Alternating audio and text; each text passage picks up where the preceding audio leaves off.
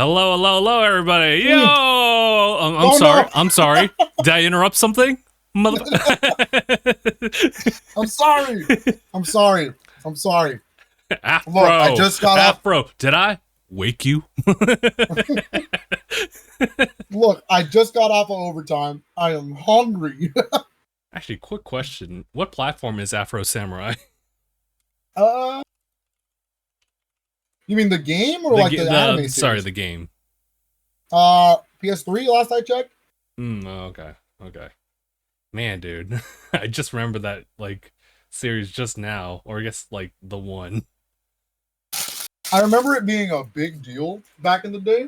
You remember like, they were hyping the hell out of that, anime. They was were. like, Yeah. Samuel Jackson is Afro Samurai. And this is like hot off the heels of what was it? Like things like Kill Bill and stuff like that. So okay. I remember. That makes sense. And then Pepperidge Farm remembers. Was it just PlayStation 3? No, it was Xbox 360. That's why I kind of remember it. Yeah. I think it was just PS3. Yeah. I wonder how much is going for... No, wait, let's not go down that rabbit hole. Let's start with an intro. Hey guys, how's it going? Wait. Bet I'm doing it. What Afro Samurai for which console you want it for? Let's just do it for everybody. Both. Xbox, PlayStation. PS3, the PS3 version. I'm looking at well, it depends. Do you want it with the slip cover?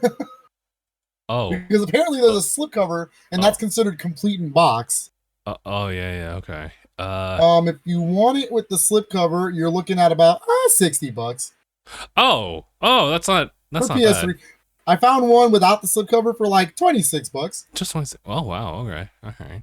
So it's not the worst thing. Let me see Xbox before we. I'm sorry. Now I'm curious. Yeah. Oh, $18, $15. I found one with the slip cover for like 60, 70. Shouts to Ibrahim for jumping in. He's been here for a little bit on stream. Welcome.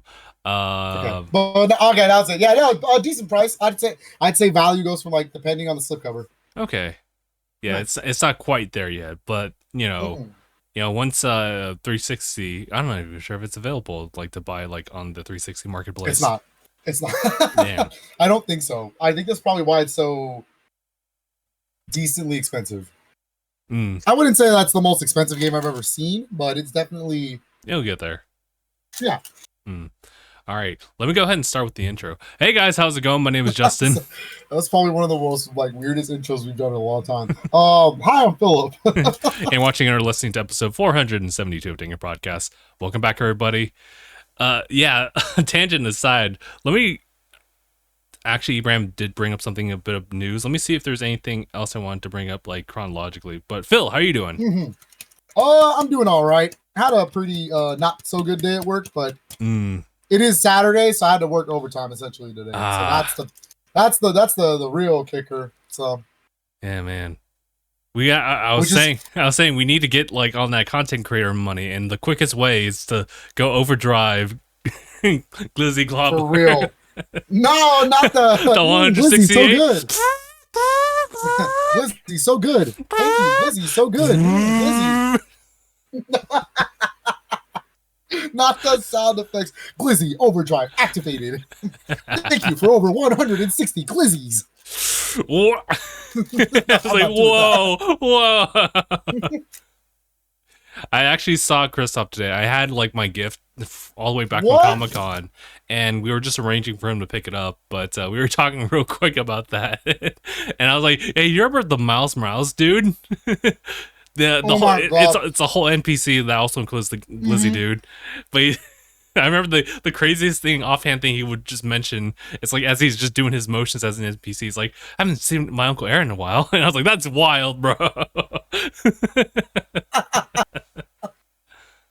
Ice cream, so good.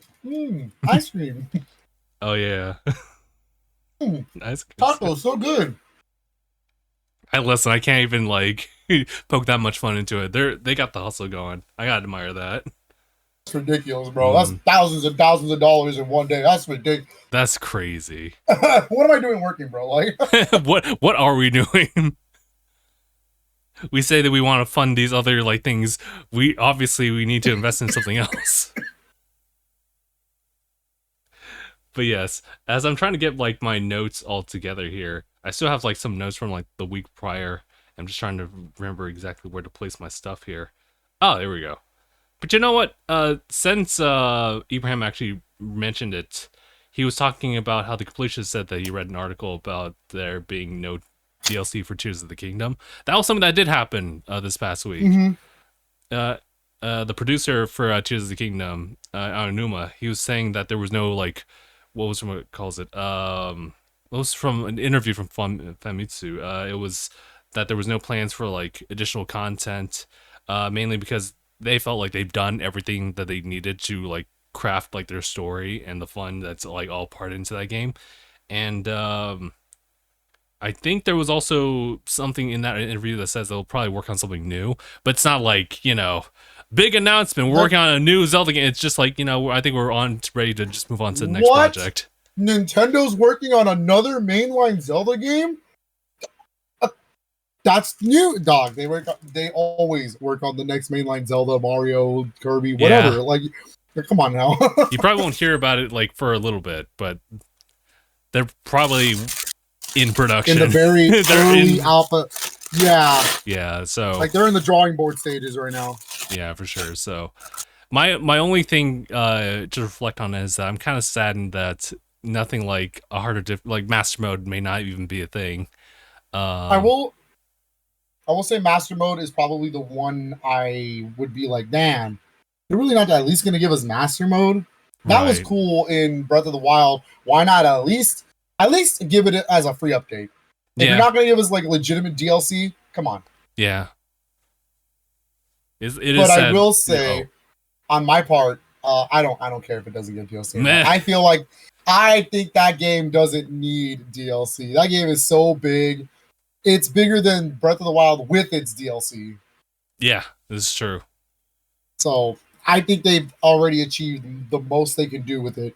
Yeah. I just know that, you know, Tears of the Kingdom, Breath of the Wild had some crossover stuff here and there. And if anything, it was like obviously like the big DLC that they had, which included the Trial of the Sword. God, I forget what the second DLC is, but essentially Ballad of Champions, yes. But yeah, no, I think people have been vocally talking about how like certain characters, Kaz, has not shown up at all. I do miss Kaz. Cass, right? But yeah. I was gonna say again though, going back to it, what else could you possibly do in Tears of the Kingdom? I really want to know because even the DLC content from Breath of the Wild is already in Tears of the Kingdom base game. Yeah. The travel medallions, the what is it on the map where it shows like the last 200 hours of your playthrough? I think Hero's Path. There you go. That was DLC in Breath of the Wild. Achieving the ultimate like Master Sword, like where it doesn't like it goes up to the 60 power, like that. That's also in there. Like it's all the things you can already do. So what's the real point of adding anything else? I don't know. Master mode is the one. More.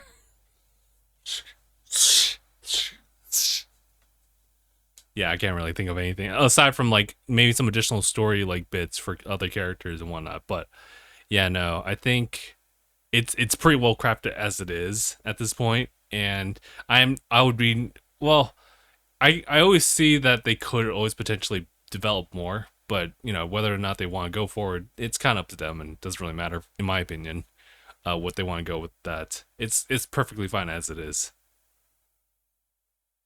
but it does mean like once you finish, it's finished. Unless you want to collect all the Korok seeds and whatnot, then Abraham's in the chat, right? Yeah. Abraham, I need to know because I need to know how far you're in this game now. You have stated in the DangIT in the DangIT Discord that you already finished the shrines. You got all the light roots. What are you doing right now in this game? What is the current status now? Because it took me over 140 hours to do all that. That's crazy. To that exact completion. And I told myself, man, I'm good. I beat the game. I love it. I explored what I wanted to explore. I did what I wanted to do as much as I did in Breath of the Wild. And I was like, loved it.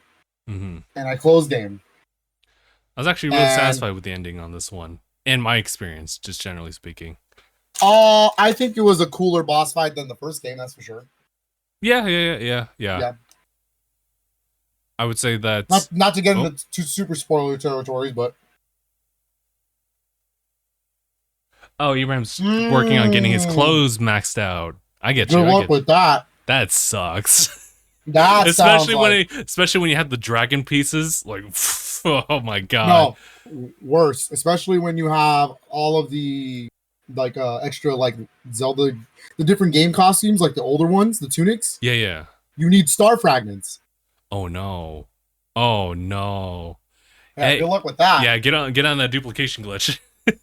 I won't even be mad. Do they still have a duplication glitch? I think they patched out. I'm not sure what they're currently at. The last time I remember that the arrow glitching still kind of works. The one that I used to do, which was like literally drop mass amounts as you're like in the air, and then putting them away. That's been patched out. But the arrows, I'm not entirely sure. But yeah, getting all the clothes maxed out. I feel like there's certain sets that definitely deserve that. Like, well, I mean, this is kind of debatable, but the one where you complete all the shrines and whatnot, and you get that like big costume that's just like it's an all-in-one type of like outfit, and if you when you get the upgrade for that one, the one I deemed the furry, the furry link. That's essentially. God. How dare they make me complete 152 shrines for a for a furry costume? I had to control myself there. I almost ranted for a minute. I had to control myself, but my god, the furry costume! I can't stand that costume. And you can't upgrade it, no? You can. You actually can upgrade that one, and then when you do, this kind of defeats the purpose because you have like all those ultra instinct furry. I mean, I kind of wish, but you literally just reduce all this damage to like a quarter. Which is I didn't know you can upgrade that armor. Yeah, that's kind of the crazy thing. But otherwise, it's just kind of like that by itself. But yeah, that's a nice upgrade. Other ones though, like some of the Link ones, when you max out like their like respective outfits, they usually will give you like additional like damage like a one stage like attack up, which is kind of weird, but hey, I mean, it's just one additional thing I have to worry about.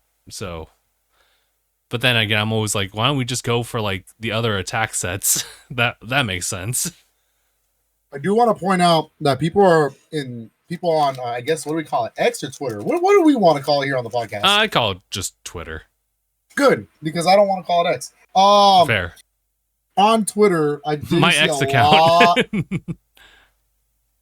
I do see a lot of people mad because people were like bringing up, so then what's the point of having empty heart slots? And I'm like, first of all, I just need to point out that they did this in Breath of the Wild. With the DLC, you get a couple extra hearts, but there's still like 2 hearts missing. Why? Because that's the whole point of cooking.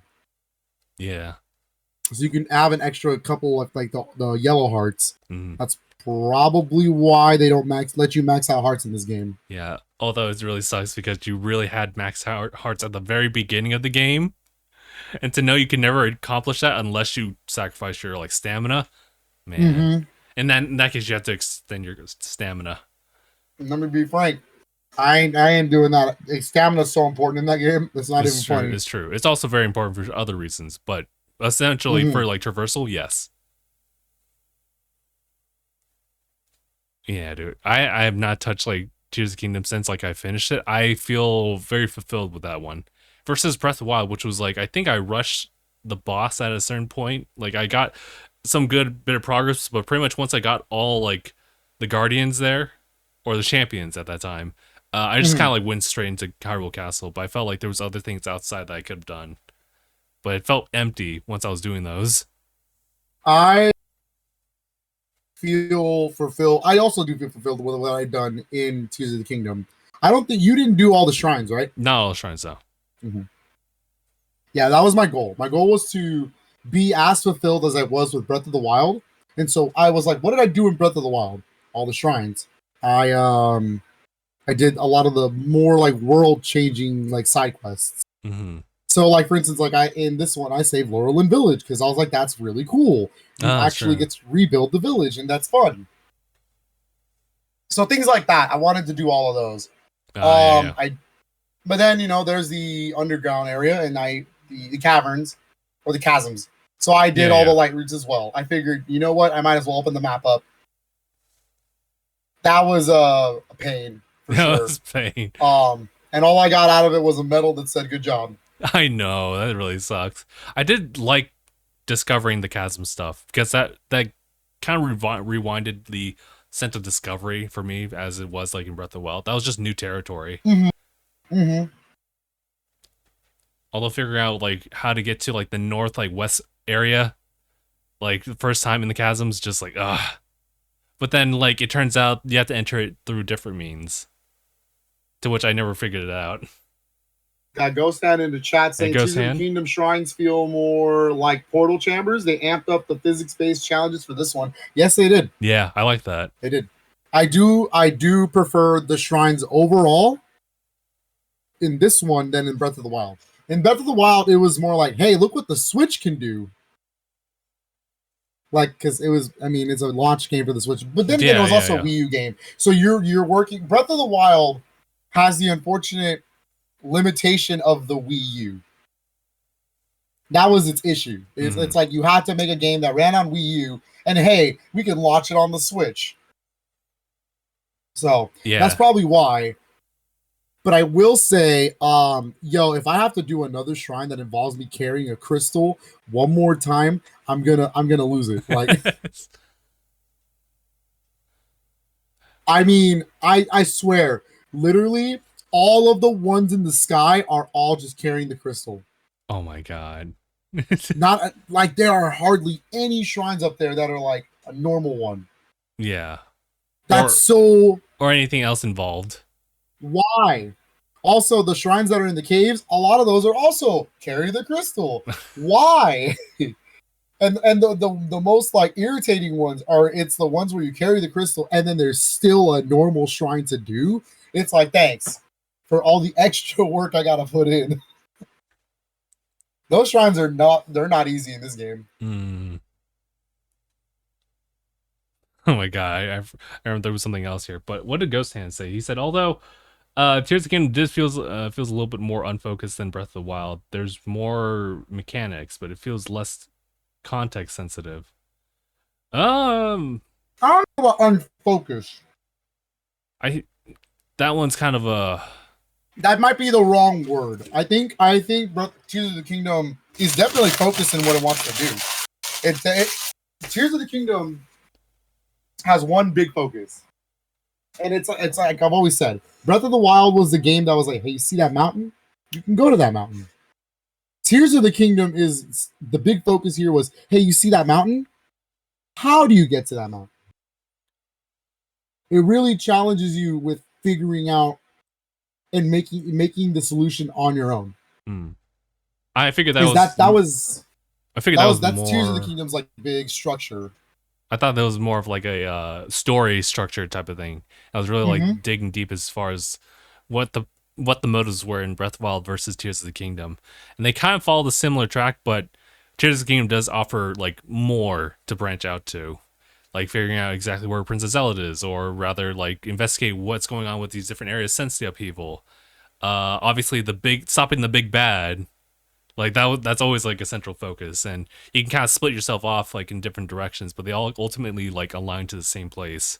But you don't have to complete you don't have to complete them all to get the full story. Well, actually, you do. Yeah, but I do understand what Ghost Hand means by focused. Now that I'm thinking about it, I do understand what he means, because if we're referring to shrines, the shrines in the first game, there really was only one solution. You couldn't really like essentially figure it out on your own. Like there's only one solution. You have to figure it out like that. In this game, Well, there's multiple ways to do it. You don't have to just do it in one thing. There's all these crazy most shrines. There's crazy possibilities of how to do it, which is why it feels a little more less unfocused. I see. Because that's a literal design choice. Mm-hmm. First, yeah. Okay, I see what you mean. Mm-hmm. I do like how it really is having these mechanics into the game as part of like the development of it, just as a means to get from one place to the other. And then they were like, let's just keep it in there. Let's let people figure using like all these abilities, and it works out like pretty well. I think the early like release days and even the week, maybe even the month that people were playing it, you just saw a bunch of clips of how people would solve this or solve that. People's like thoughts and reactions to like what happens in the Zelda side of the story, and where does Zelda end up. That was like a big thing too. My favorite thing, and I always say this, my favorite thing about Tears of the Kingdom was getting to play it, and like our Tanuki Media like chat, like always updating what we're doing, where we're at, because we're always doing something different. And it was like, hey, I found this. Did you find this? And I'm like, no, wait, I have it. Yeah. Go on, wait a minute. But hey, did you find this? And you'd be like, what? I didn't know that was there. I'll be like, yeah, I know it's there. It's crazy. We gotta find it. And it's like playing games back in the day. Yeah. Actually like talking about our experiences. And that you don't get that too much nowadays. It's really cool. It's true. And it's very different because of how, you know, today is, where you can literally get every single information from not just each other, but also just the internet at large, whether you're looking at guides or watching other people play it. People are just taking it like at their different approach. I remember when in the chat, the first person brought up the hands. I was like, oh my God, what? Yeah. Who was the one that brought up that? Was it Sephi? I think it was Sephi or Anaya, either one. I think it was Anaya. It was Anaya. Yeah. Anaya brought up the hands, and I said, what hands? And then a week later, I finally understood what he meant. And Nintendo's creepy obsession with hands has gotten to us again. And I was like, oh Lord, not the hands. Or when Sephi was like, wait till you fight this Lionel. And I'm like, what do you mean this Lionel? What do you mean this Lionel? What are you referring to? Or when Giuseppe didn't know there was a king, like the King Gleeok. Gleeok. When I was like, well, there's all these Gleeoks that I'm trying to avoid fighting, but wait till you see the king. She was like, what king? What are you talking about? Wait till you see the chasm. Oh no. See, I found the King Gleeok at like somewhere like up in the skies, like west. It was in the Gerudo Desert. That's how I saw it. But there's multiple ones. There's the one in the the one in the chasm.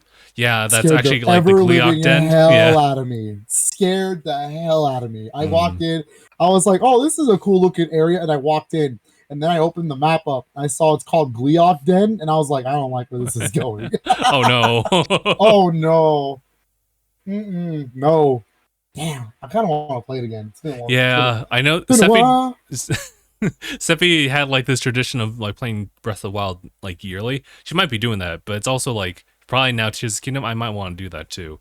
You know, if I didn't have a backlog. Yearly, like from front to back, but going back in, at least doing things I haven't done before. You know, that's true. Yeah. Keeping it open for me to have a reason to return. Yeah, that's what I like about it. The same thing in Breath of the Wild. I haven't done everything in that game. This is true. Yeah. I still have side quests. I still can do things that I haven't done. Let me see. There's a couple other updates here and there. Actually, you know what? I don't really have too many things aside from the big thing that might happen. Yeah, well, we'll get to that. Yeah, okay, sure. okay. Is there anything this week? I would say real quick earlier this week. I'll tie it into the thing. I did forget that something did happen, but okay. I had just like a few things. One of which is like opposite to Tears of the Kingdom. Final Fantasy 16 actually has an update. It's not the craziest thing, but it's definitely nice. It is kind of crazy. I mean, two expansions. Wait, what? That's not what I was talking about.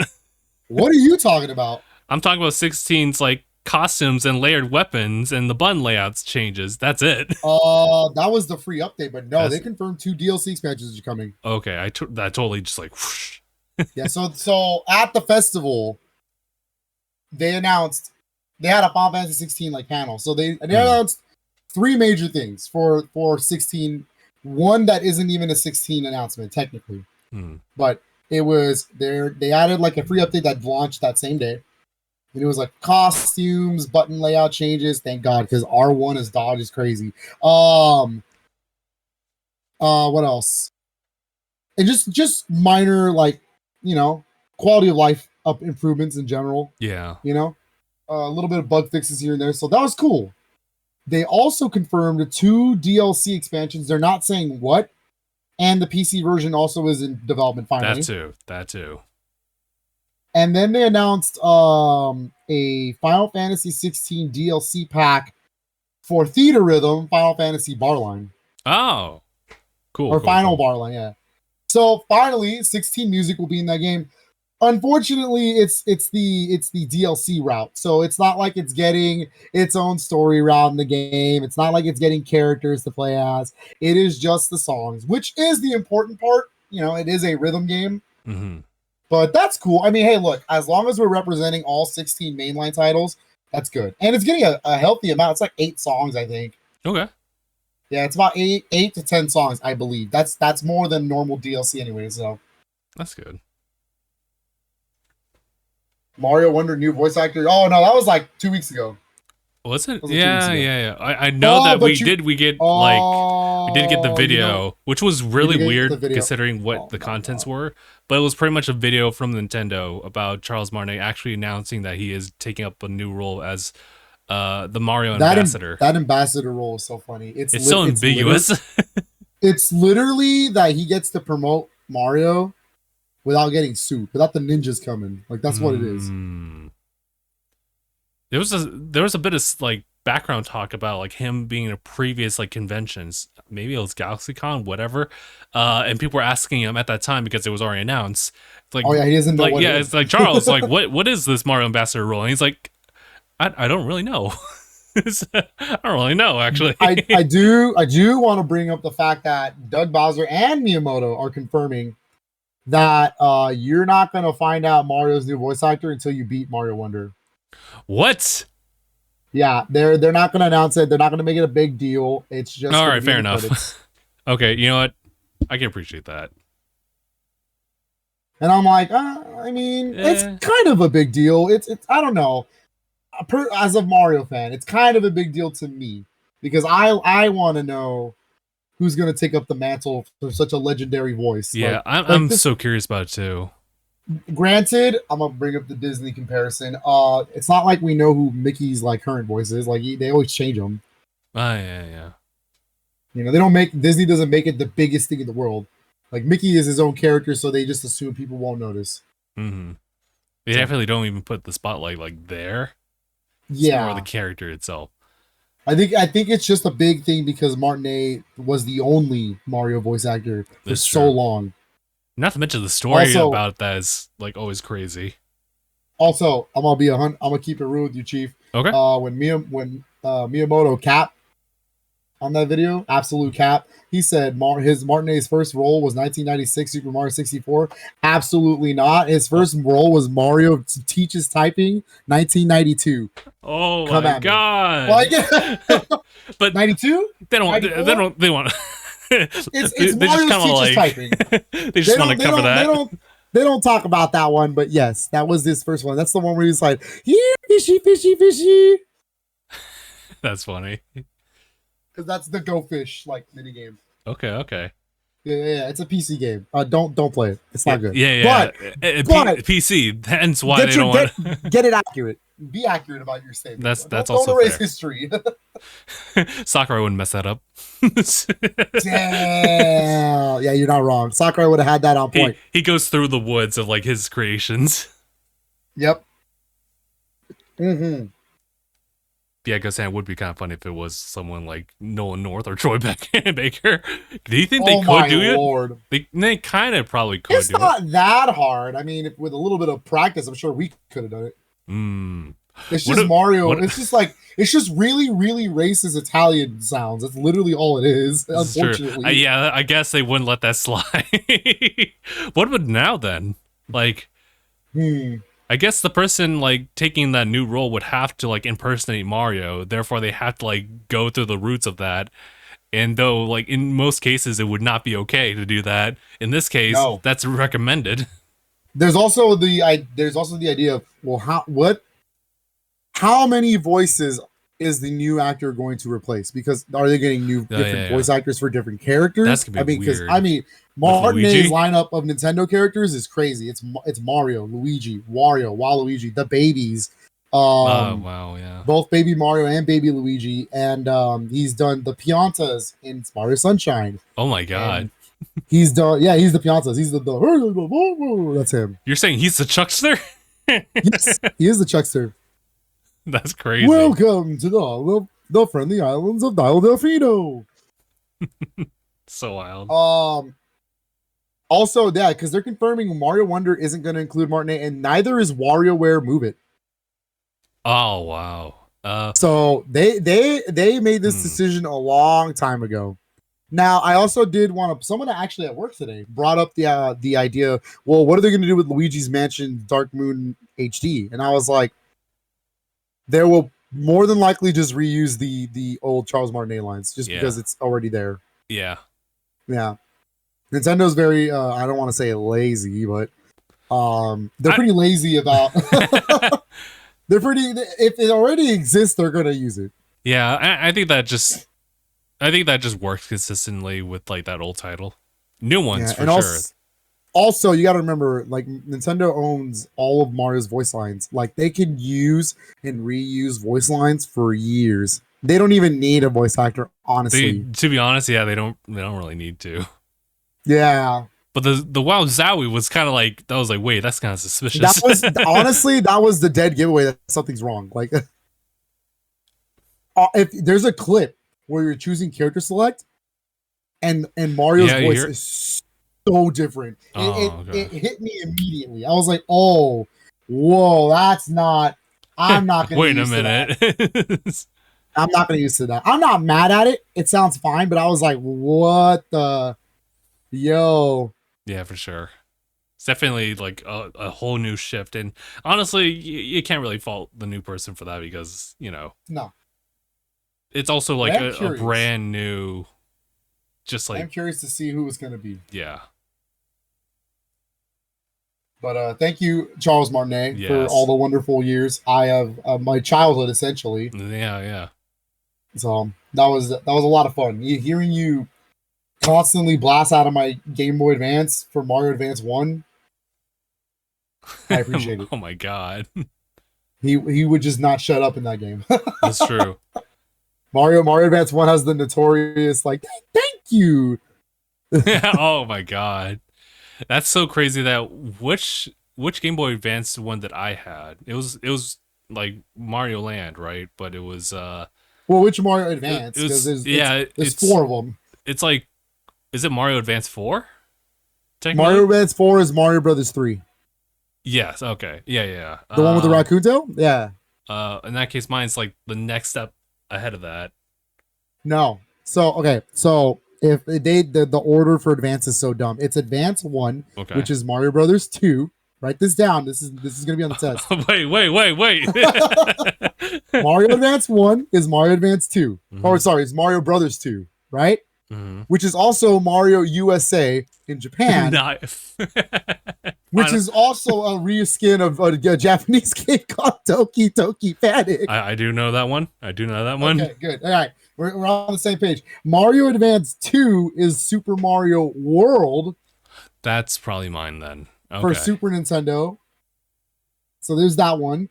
Okay. And then Mario Advance 3 is Yoshi's Island, which isn't even a Mario game, but they'll take it because for some reason, Nintendo considers Yoshi's Island a Mario game because of the subtitle. Because it's on Super Nintendo, it's called Super Mario Brothers. Super Mario World 2 Yoshi's Island. But that's dumb because, like, why don't we consider Wario Land 1 a Mario game if it's called Wario Land Super Mario Land 3? That's why I don't count it. Y'all don't have the facts. Y'all don't have the facts. I can't stand you. Maybe you should be the Mario ambassador. And then Mario Advance 4. This is my favorite title. Super Mario Advance 4, Super Mario Brothers 3. Thank you, Nintendo, for the naming conventions. I really appreciate it. It was like the new series. It was a different time. Why is it called New Super Mario Brothers if it's not new anymore? I don't get it. That makes no sense. God, I think about it, and we were talking about like the next Switch successors, like names, like names for it, and I was like, God, if they call it the new Nintendo Switch, I'm gonna lose it. I literally might lose it. Like, that is the worst name I could have ever imagined. Super Nintendo Switch? That's cooking. That's good. That's good. That's tasty. Call it the Super Nintendo Switch, please. No balls. You don't got the balls to do it. Like, I need it. Like, you won't, actually. You won't. You won't. I'll patent it. Wait. If you call it the Switch 2, that's so boring. Don't do that. Yeah. Call it the Super Nintendo Switch. I would be all over that. The SNS, bro. Like, let's go. Let's go, dude. Switch 64. Go sad, no. No, turn back. We're too far ahead. That's I'm not in a retirement home yet. Upgrade. No, go back. I'm not in a retirement home yet. We can't go that far. Good Lord. Switch you. You know what? New Switch doesn't sound that bad. In retrospect, I think I messed up. I think new Switch is fine. Nintendo Switch up. Hey. Play it on the Switch up.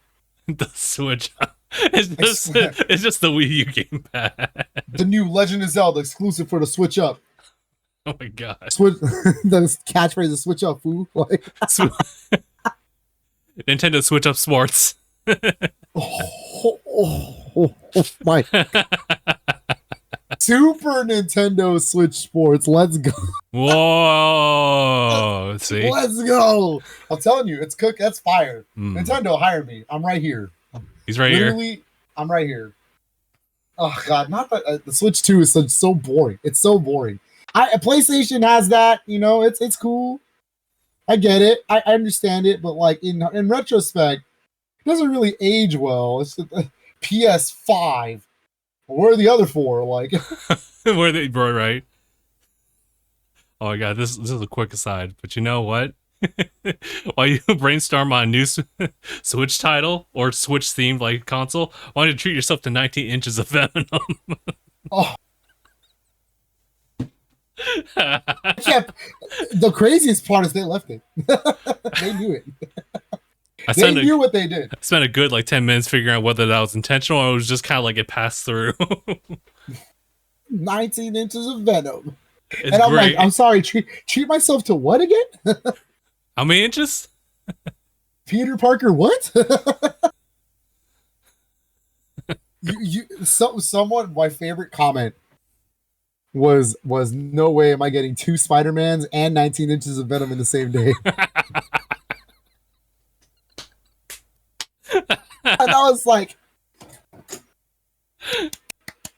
good job. That was a good comment, yeah. Hoping I gets it.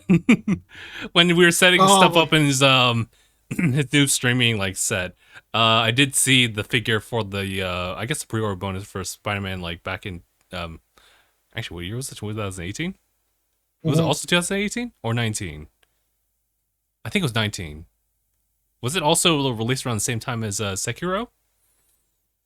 Yes. Okay. Because it couldn't have been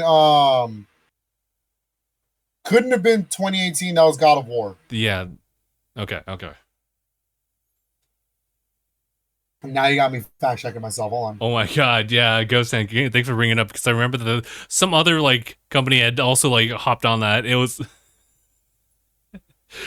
what was it? I will treat myself to a much more friendly 6 inches of Isaac Clarke. Thank you very much. Oh wow, we're both wrong. It was the same year as God of War. Bro, Yeah, 2018. Nah, ain't no way. Yeah. Yeah.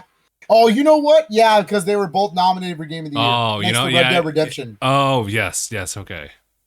That was tough. And Red Dead 2 famously lost to God of War. That was a really close one. I love both games, so I'm not gonna mad about it.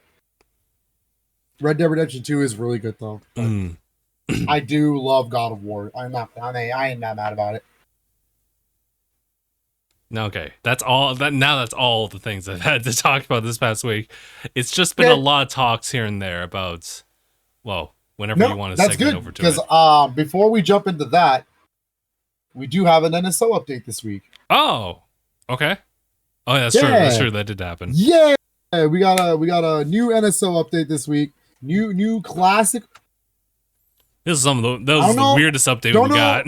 Yeah, I don't know if I say amazing, but some classic games for your Nintendo Switch online service. You got 2 NES games, 1 Super Nintendo game, and 1 Game Boy Color game. I'm gonna run you through these. I need you to understand why this is kind of wild to me. All right. Mm-hmm. So the weirdest part, and this is why it's one of the weirder updates, Japan has a lot of these. I actually don't think Japan got updated. I don't know. I'd have to look, but let me get the name right. Holy crap. It is called, let me get the first game out of the way because the name of this game, the first NES game is Downtown Neketsu March Super Awesome Field Day. Whoa. And for no one who knows the Neketsu series, it's River City. It's a River City game. Yeah, which is cool. Like River City is a popular series now, and or it's a Kunio-kun game, Kunio-kun. So River City's Kunio-kun series, whatever you want to call it, but it is part of the Kunio series, and it's a game I got it wrong on my Discord. I had mixed it up with another game which we did get in America, but it wasn't called that. It was called Crash and the Boys. Crash and the Boys. Yeah. They make fun of that in Scott Pilgrim. Like there's a part where they talk about a band and it's called Crash and the Boys, and I'm like, that's really funny. No. This is actually a Japanese Famicom exclusive, and it's essentially a relay race. It's literally just a race across the town of River City.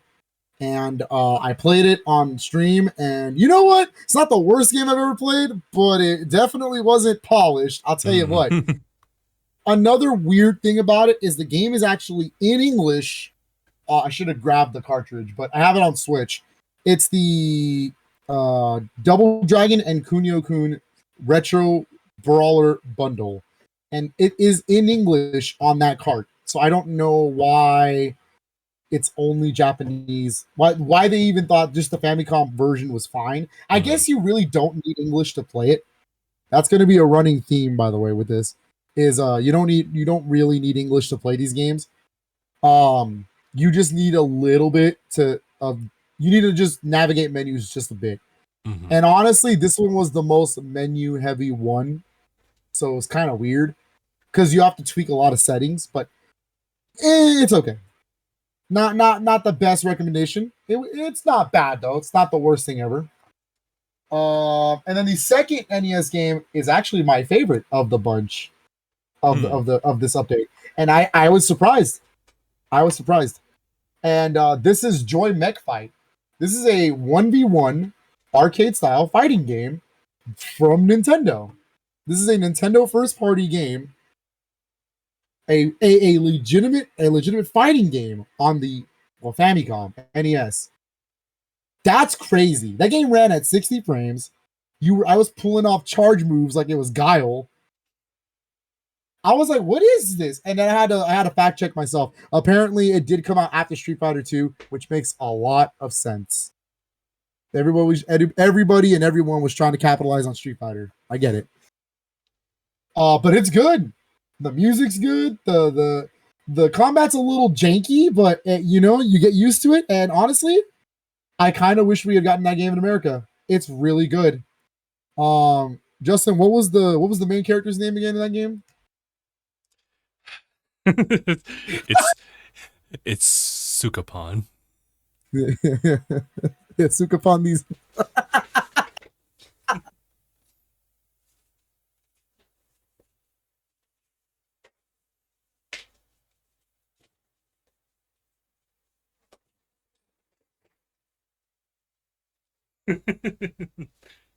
Oh my god. All right. Oh, so good. That was so good. Fun fact, Sukapon is actually in Smash Brothers Ultimate. He's an assist trophy. Yeah, I do remember that. Yeah, he comes out. I kind of, you know what? Sukapon for Smash. I'm just saying in that Sakurai. He's a fighting game character. Let's do it. He's got legitimate special moves. He can pull it off. That game is actually kind of tight. I want to actually beat it. I thought I beat it because I ran through 9 opponents, and I was like, man, that's good. It's like average fighting game. I love this arcade mode. And then it said stage 1 clear, and I was like, what do you mean that was only stage 1? So I actually will sit down and beat that game. I actually really like that game. So that was fun. Okay. That was my favorite. This is going forward. This is my favorite game of the bunch. So just know that. Gotcha. But it's not the most interesting one. Well, yeah, it's kind of more straightforward. Yeah. So those are the 2 NES games. I think they're great. It's a decent update for NES. NES has been getting shafted recently. We got like Xevious is cool. It's not like the best game in the world, but it's better than nothing. Nobody cared about Mystery Tower. I don't even know what that game is. But yeah, I'm glad NES got a decent game for us. That was fun. It's a good game. For Super Nintendo, we got an import that is famous. It's a very famous import. It's a game that people know exists. And it's a game that is part of a series. And I'm glad Nintendo remembered this long forgotten franchise. I know it's been so long since we've gotten a game in the series. But Kirby Star Stacker. Bro, how is it that Kirby is getting so many releases? That's so crazy. I think they're finally capitalizing on the pop as they should have. I will say it's kind of weird that they did Kirby Star Stacker Super Famicom first, when in America we did get the Game Boy version for that game. Oh, really? And they haven't released that version yet. So that's kind of interesting. Okay. But it's good. I liked it. When I was playing it, that was my second time ever playing it, and it's been a long time. If I was doing pretty good. Honestly, I would have kept going if I wasn't on a time crunch and I wanted to show off other games. Yeah. It's a fun puzzle. You definitely don't need English to play that game. You do need a little bit to navigate menus, but if you are like me and you like panel to pawn, you can navigate menus just fine. That's a good game. I liked it. That's a really quality release for Super Nintendo, so I wasn't mad. Would I have wanted something else? Maybe, but not bad. And then for Game Boy Color, this is the most interesting release. I can't believe this opens the possibilities for a lot of things, mind you. We got, and I quote, Warner Brothers Quest for Camelot. This game is an anomaly, Justin. This game is an anomaly. I want you to know this. You have to understand what the licensing is in this game. It is based on a 1998 animated movie from Warner Brothers called Quest for Camelot. All right. Mm-hmm. It is developed by Titus. Not Titus. Oh no. The developers of the very popular, very well polished, very well made, and I'm talking highly regarded Superman 64. This is pretty big. Pretty big news there. And it is published. It is a first party published game by Nintendo. That is you actually can look at the menu when you hit info on the NSO app, and it'll tell you published by Nintendo. And I was like, ain't no way that Nintendo had this sitting in their vault. It is a Zelda clone, for lack of a better term. Ah, okay. With an emphasis on more objective-based things. Hmm. Like I had to find 5 hens, and then I found the 5 hens for the blacksmith, and then the blacksmith gave me a sword, and now I'm in the manor. I put a little bit more time into it. I felt like the night I played it, I didn't give it enough time to really justify if it was decent or not. Mhm. And it's a game. I know that much. You know, it is a video game of some sort. It is a video game created in 2001 for the Game Boy Color. I mean, I don't even know what was the conversation. I look at Okay. my favorite Nintendo fun fact is that if you look at Nintendo's first party lineup ever, like the entire list of their first party games, what they've published, what they've done, anything that they published, it's got that nice red Nintendo logo on it. The Game Boy Color has some of the most random, like, first party Nintendo games I have ever seen in my life. I'm talking like Disney's Beauty and the Beast, the board game adventure. Okay. Disney's The Little Mermaid 2 Pinball Frenzy. Oh my god. I have discovered also it's another Disney game. They did a lot of Disney games. Kind of weird. They did Disney's I'm trying to remember the name of the movie. Why am I forgetting the name of the movie? It was a popular movie. Don't quote me. Hold on. Okay. No. Hold on, I got this. It is weird with all the Disney stuff. You think you'd imagine they would do something with a certain franchise. I don't remember. I don't remember the game name, but it was weird. Also, they also published Bionic Commando Elite Forces, which isn't even published by Nintendo. That is a Capcom franchise. All right. Okay. Developed internally at Nintendo, published by Nintendo for the Game Boy Color. I'm telling you, the Game Boy Color is crazy. Crazy. They got some weird games on there. Well, they might as well go the extra mile for those ones before they hit with the big ones. They also have done they did an internal port of SNK's Crystallis. Okay. That is a published Nintendo game, and developed internally. They've done Warlocked.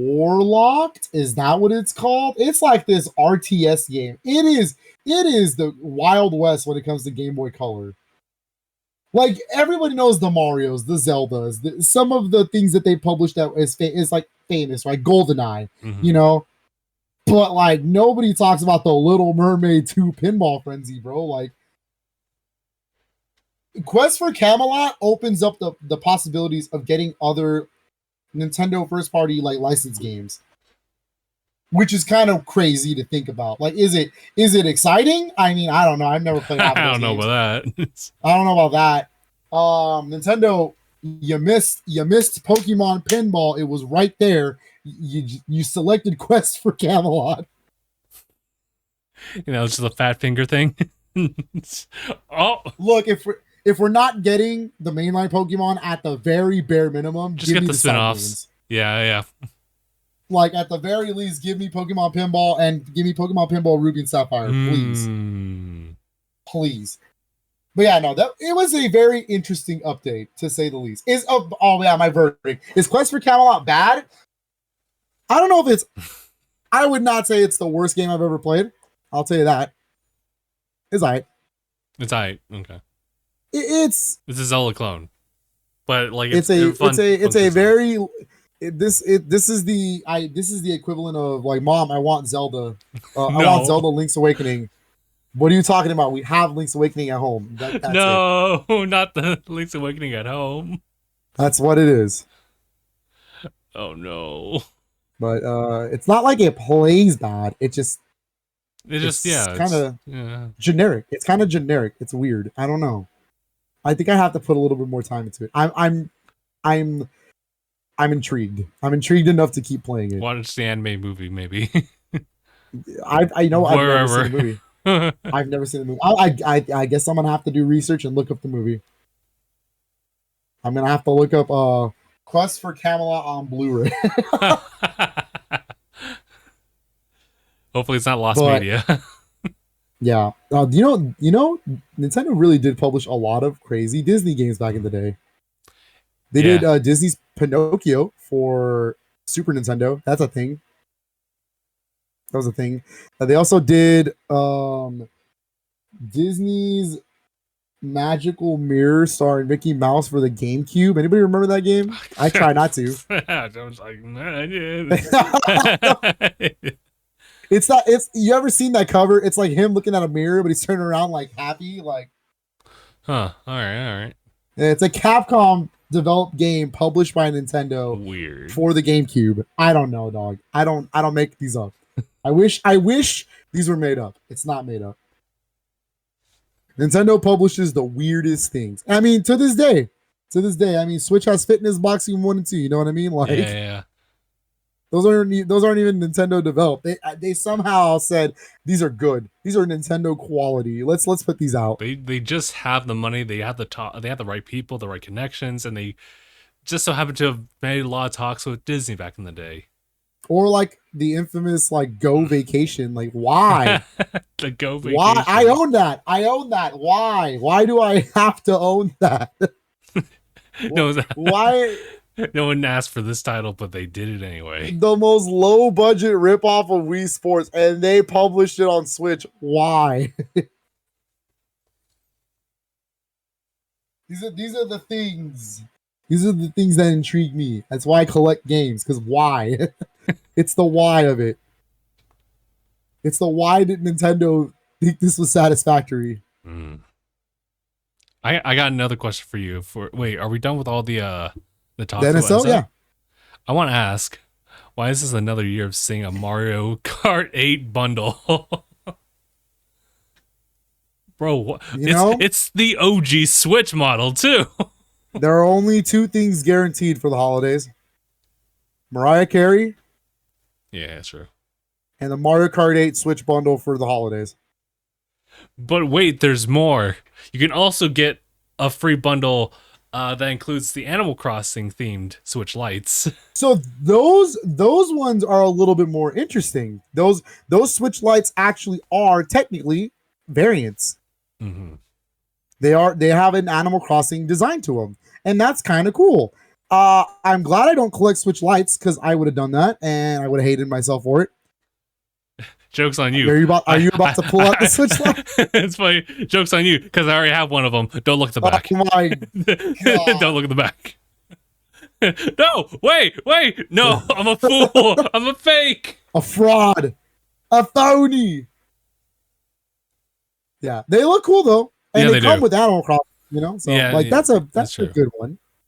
If you have a little one or someone who wants to get into Switch, that's a good way to do it. That's true. Especially if they're into the Switch Lite. Look, the problem with the Mario Kart 8 bundle, and I've said it over and over again, if it ain't broke, don't fix it. Mario Kart 8 sells for a reason.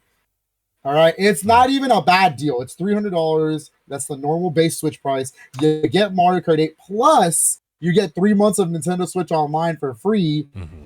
So the people get to try out the DLC if they really want to keep it. Like, That's you know what I true. mean? Like, Yeah. it is the perfect holiday gift for people who don't own a Switch, because one of the first games you're gonna get? Mario Mario Kart 8. Of course, like, I sound like a broken record. If you have a Switch, you more than likely own Mario Kart 8. That's just how it is. Even if you don't play Mario Kart, you own it because you know damn well that it is one of the best games on there. This is true. Would I have liked a better? And here's the secret recipe. Ready for this? You buy them. This is the recipe. You want to know why they made so many new Super Mario Brothers games? Because they sold. Oh, Look at the top 10 best-selling Switch games. What's on there? Number 9, I believe it's New Super Mario Brothers U Deluxe, or I think that might that might have shot down to 2 or to 10, because I think Tears of the Kingdom just brought it down. Oh, you know, there. Yeah, but a new Super Mario Brothers U Deluxe, a game on the Wii U, is on the top 10 selling list. That isn't Mario Kart.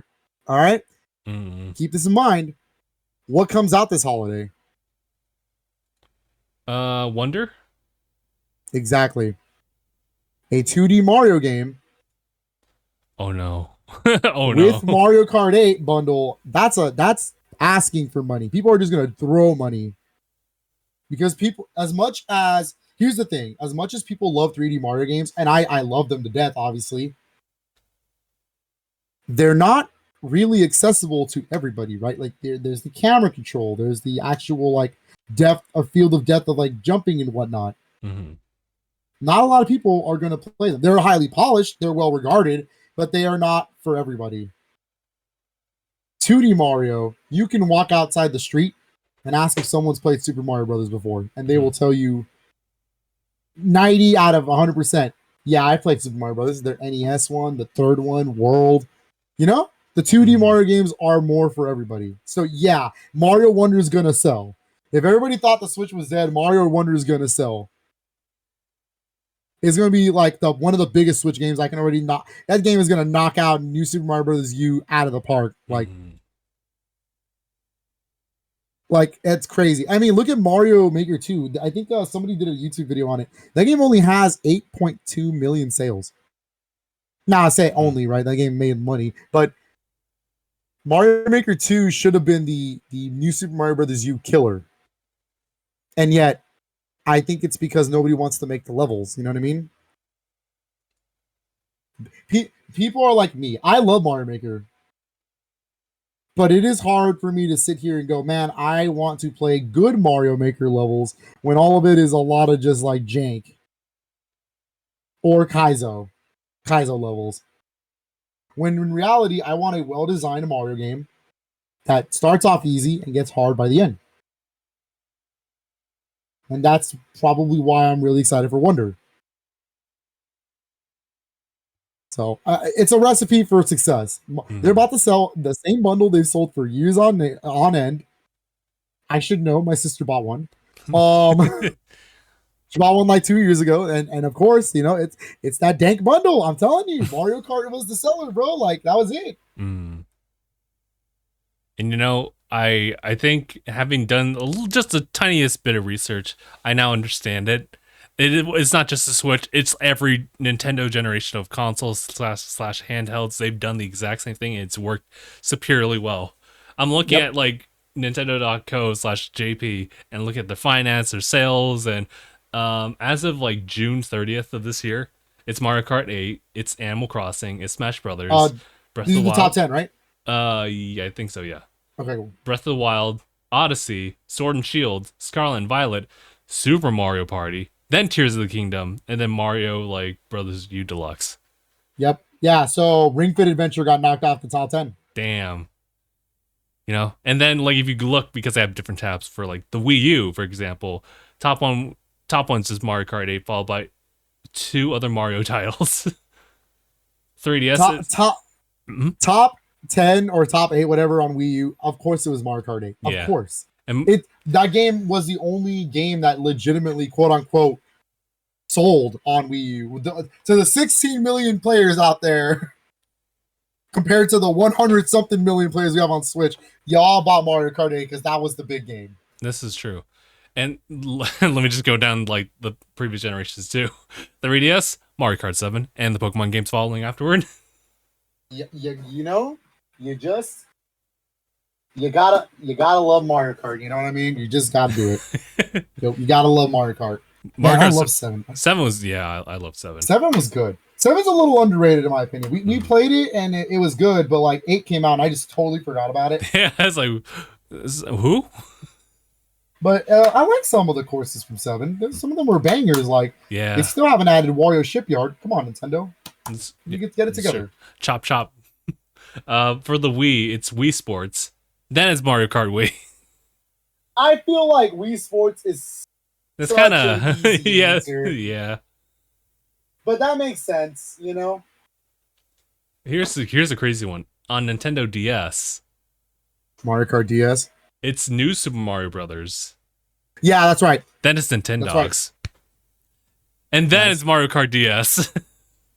That's right. New Super Mario Brothers. This is the reason Nintendo kept the new Mario Bros. Series going. It's Mario. Guys, you don't understand. 2D Mario sells. As much as we want more 3D Mario, 2D Mario sells. Yeah. That's the records don't lie. Then just look at go-karts. Mario on go-karts. Go back to Mario Kart Wii, or go back to the Wii era. Look at the top 10 games. Is New Super Mario Brothers Wii not on that list?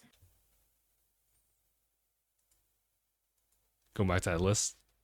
Yeah, it's always there. Ever present. Just existing. What number? I'm sorry, which platform? Sorry. Wii. On the Wii.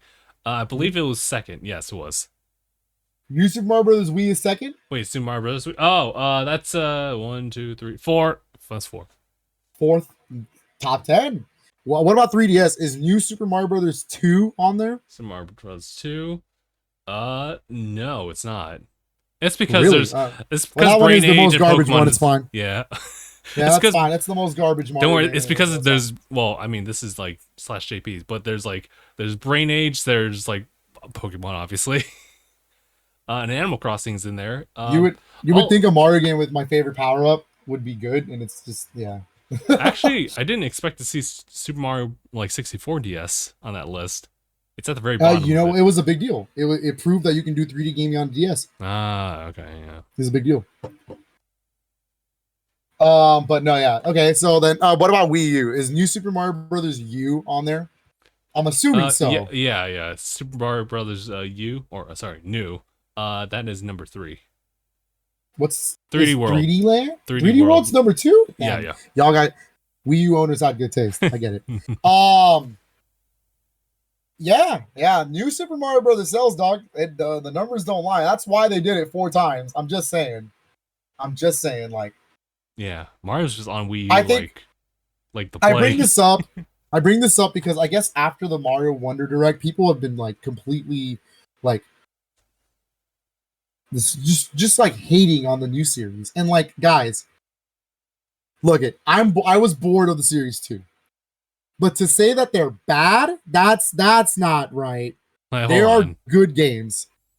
All 4 of them. All 4 of them are good games. I almost said 2, maybe not, but 2 is at least a competent 2D Mario game at the very bare minimum.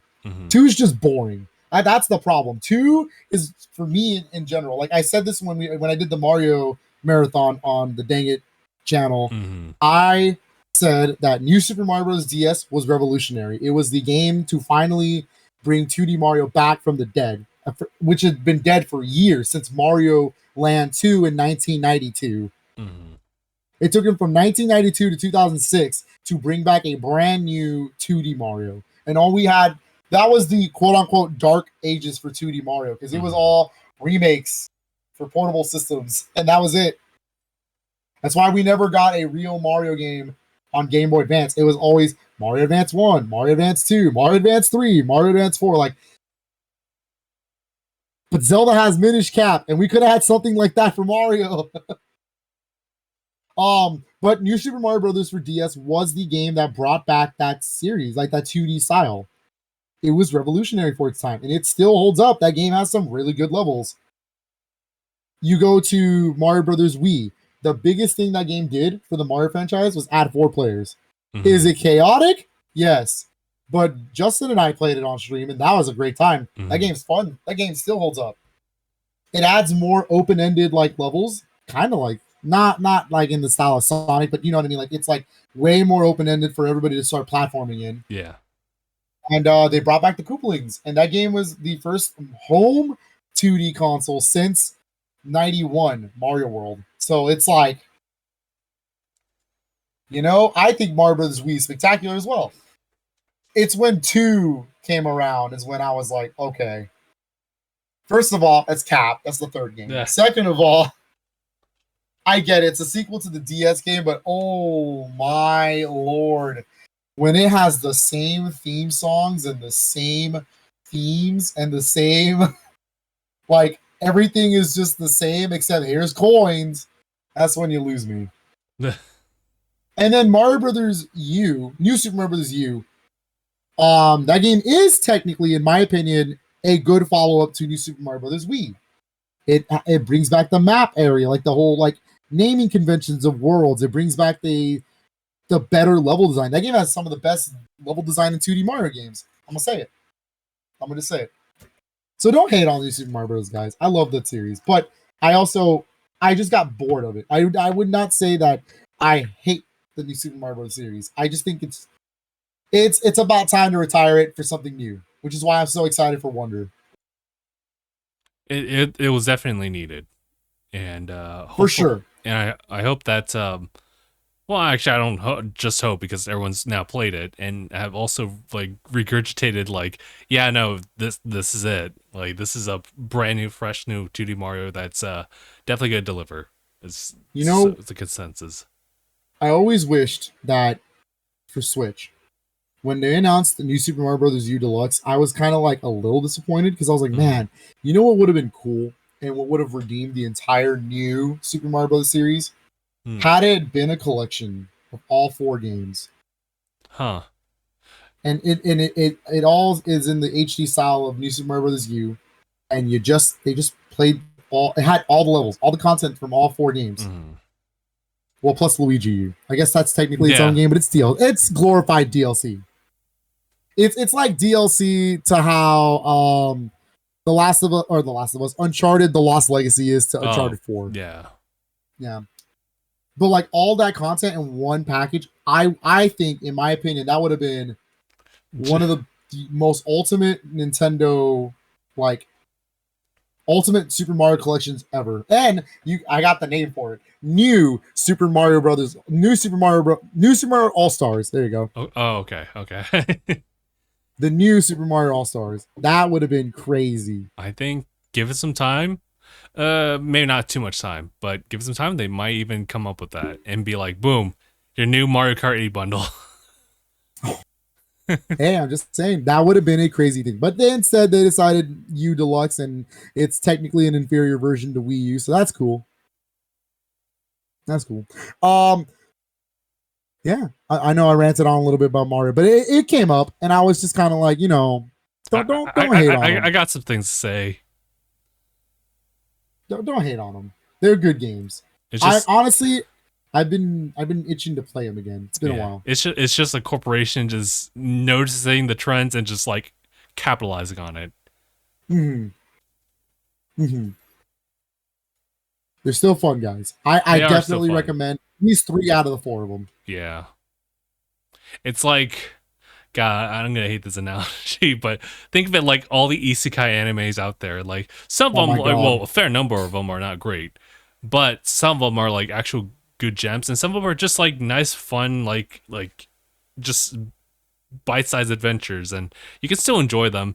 But it is one of those things where you get tired of seeing the same genre or subgenre over and over again, even if they are good, right? So it's the same thing with Mario Brothers, new Super Mario Brothers. Yeah, it's interesting. I do plan on maybe showing those off on stream as an evolution leading up to Mario Wonder. Oh my god, the Mario Brothers Evolution. the 2D Mario games. Yeah. Oh yeah, that's right. Yeah. That'd be. I have plans for. But it's not anytime soon because it's not until 2025 to do a 40th anniversary Mario celebration. So I'm planning ahead, I guess is what I'm trying to say. Stream more video. That has to happen. It's the question. Like literally, I think I planned it to where I don't want to say just yet because it depends on how the year looks, because I kind of plan on streaming nothing but Mario games that year. Oh Jesus. And hey, 40 years, man. You don't get 40. You don't turn any younger, That's true.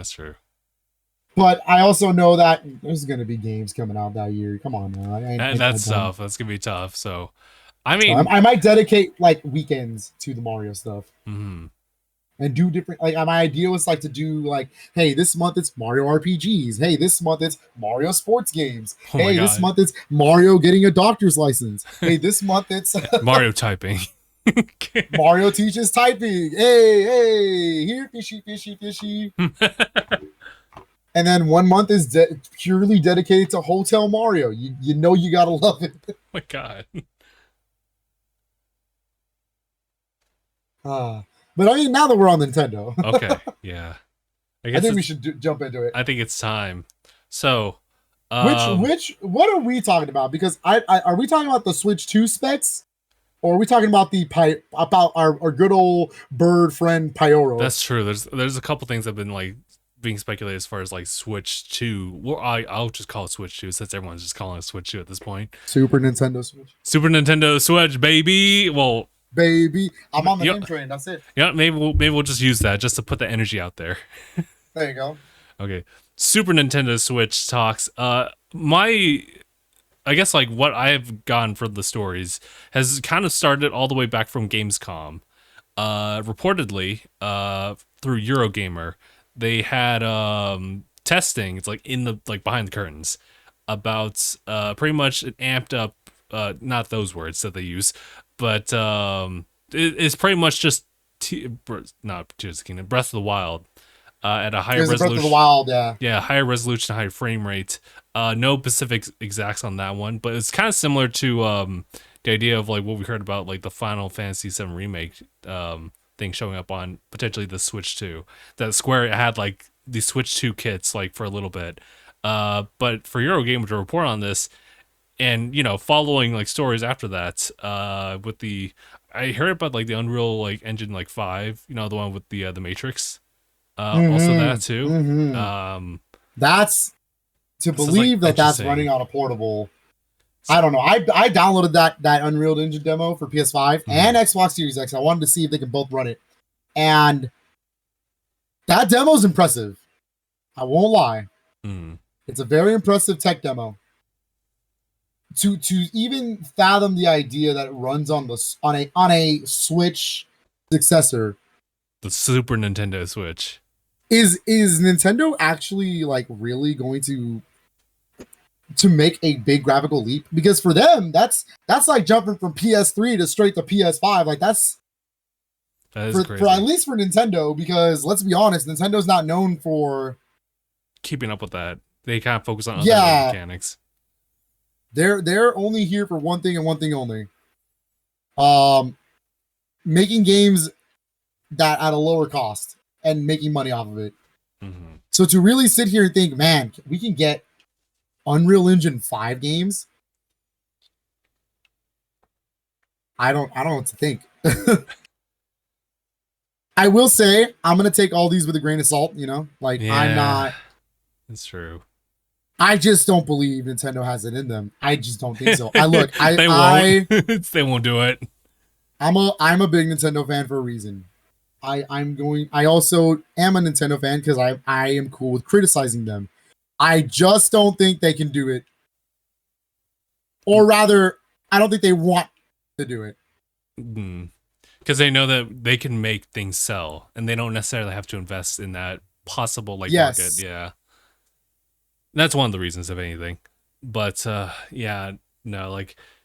think we're at that point where we should probably hear something about a new bit of hardware, but whether we hear that in another bit of news, possibly for the upcoming week, that might be a separate conversation. But I think that would just be super cool, as long as honestly, I'm kind of I don't know if I could fully believe the Square Enix bit of them having Switch 2 kits, but if it's something where it was something as powerful that could support something like Final Fantasy VII Remake and have also higher consistent frame rate, welding that into the Eurogamer report, and also just run previous games at a higher frame rate and resolution, I'd be for that. I don't even know what new games would be there, but it's just to support previous hardware or existing games and software. I'm all for it. Real dead ass question: would you buy 7 Remake again on this supposed successor? The answer is no. No, I would not. Really? Yeah, no. It's because I already dipped. It's because I already dipped, and I don't really align. I don't align Final Fantasy with Nintendo Switch per se, or Nintendo. I do align Final Fantasy with Nintendo, but really the classic games. I don't align anything 7 or further. Oh, that's fair. Which is why it's always weird to me that I have 7 on the Switch. But still, I feel like it would be very interesting to see if it's a actual port. It's not a cloud version of a game. Oh no, I didn't even consider that. I think I would be willing to see what it looks like. I'm personally curious to see. Yeah, like I'll check out video, but I probably won't double dip for that. If they're claiming, 7 remake running on this thing, like, man. Granted, Steam Deck can run it, so and still not Xbox. man, you know what? Let's not joke around here. I think they're gonna get it soon. I think with Phil talking to Square Enix finally again. That's true. That's true. But he did kind of emphasize like project going forward. So I mean, that could be a project. It could also just be like, what else they have like in the back burner. It's true. So I think so. Switch to Super Nintendo Switch. Sorry, got to stand the name. It sounds promising. If what we believe is real, I don't want to sit here, and this is going to go forward for the next discussion as well. Take everything we say with a grain of salt. This is just our opinions. This is not real facts. This is coming from This is coming from my uncle who works at Nintendo, and what I mean. Yeah. But I think the idea of it being able to run Unreal Engine 5 properly, technically the Switch can, is kind of crazy. I need to see the games. Yeah. For me, a console is nothing without the games that it can provide. That's true. It can have the highest bells and whistles in the world, but if you're not providing me games, I don't really see a need for it. Yeah. It needs to have a good launch game. You think Nintendo Switch has proven that since it's runtime? Because there's a lot of gimmicks with a Nintendo Switch, but ultimately it falls back to the games that it gets released with. Yeah, I would say that hardly none of the gimmicks get used on Switch. I mean, I'm called Motion Man 64 for a reason, and I think what Nintendo Switch Sports, that's the most motion I've used on that console. The most motion.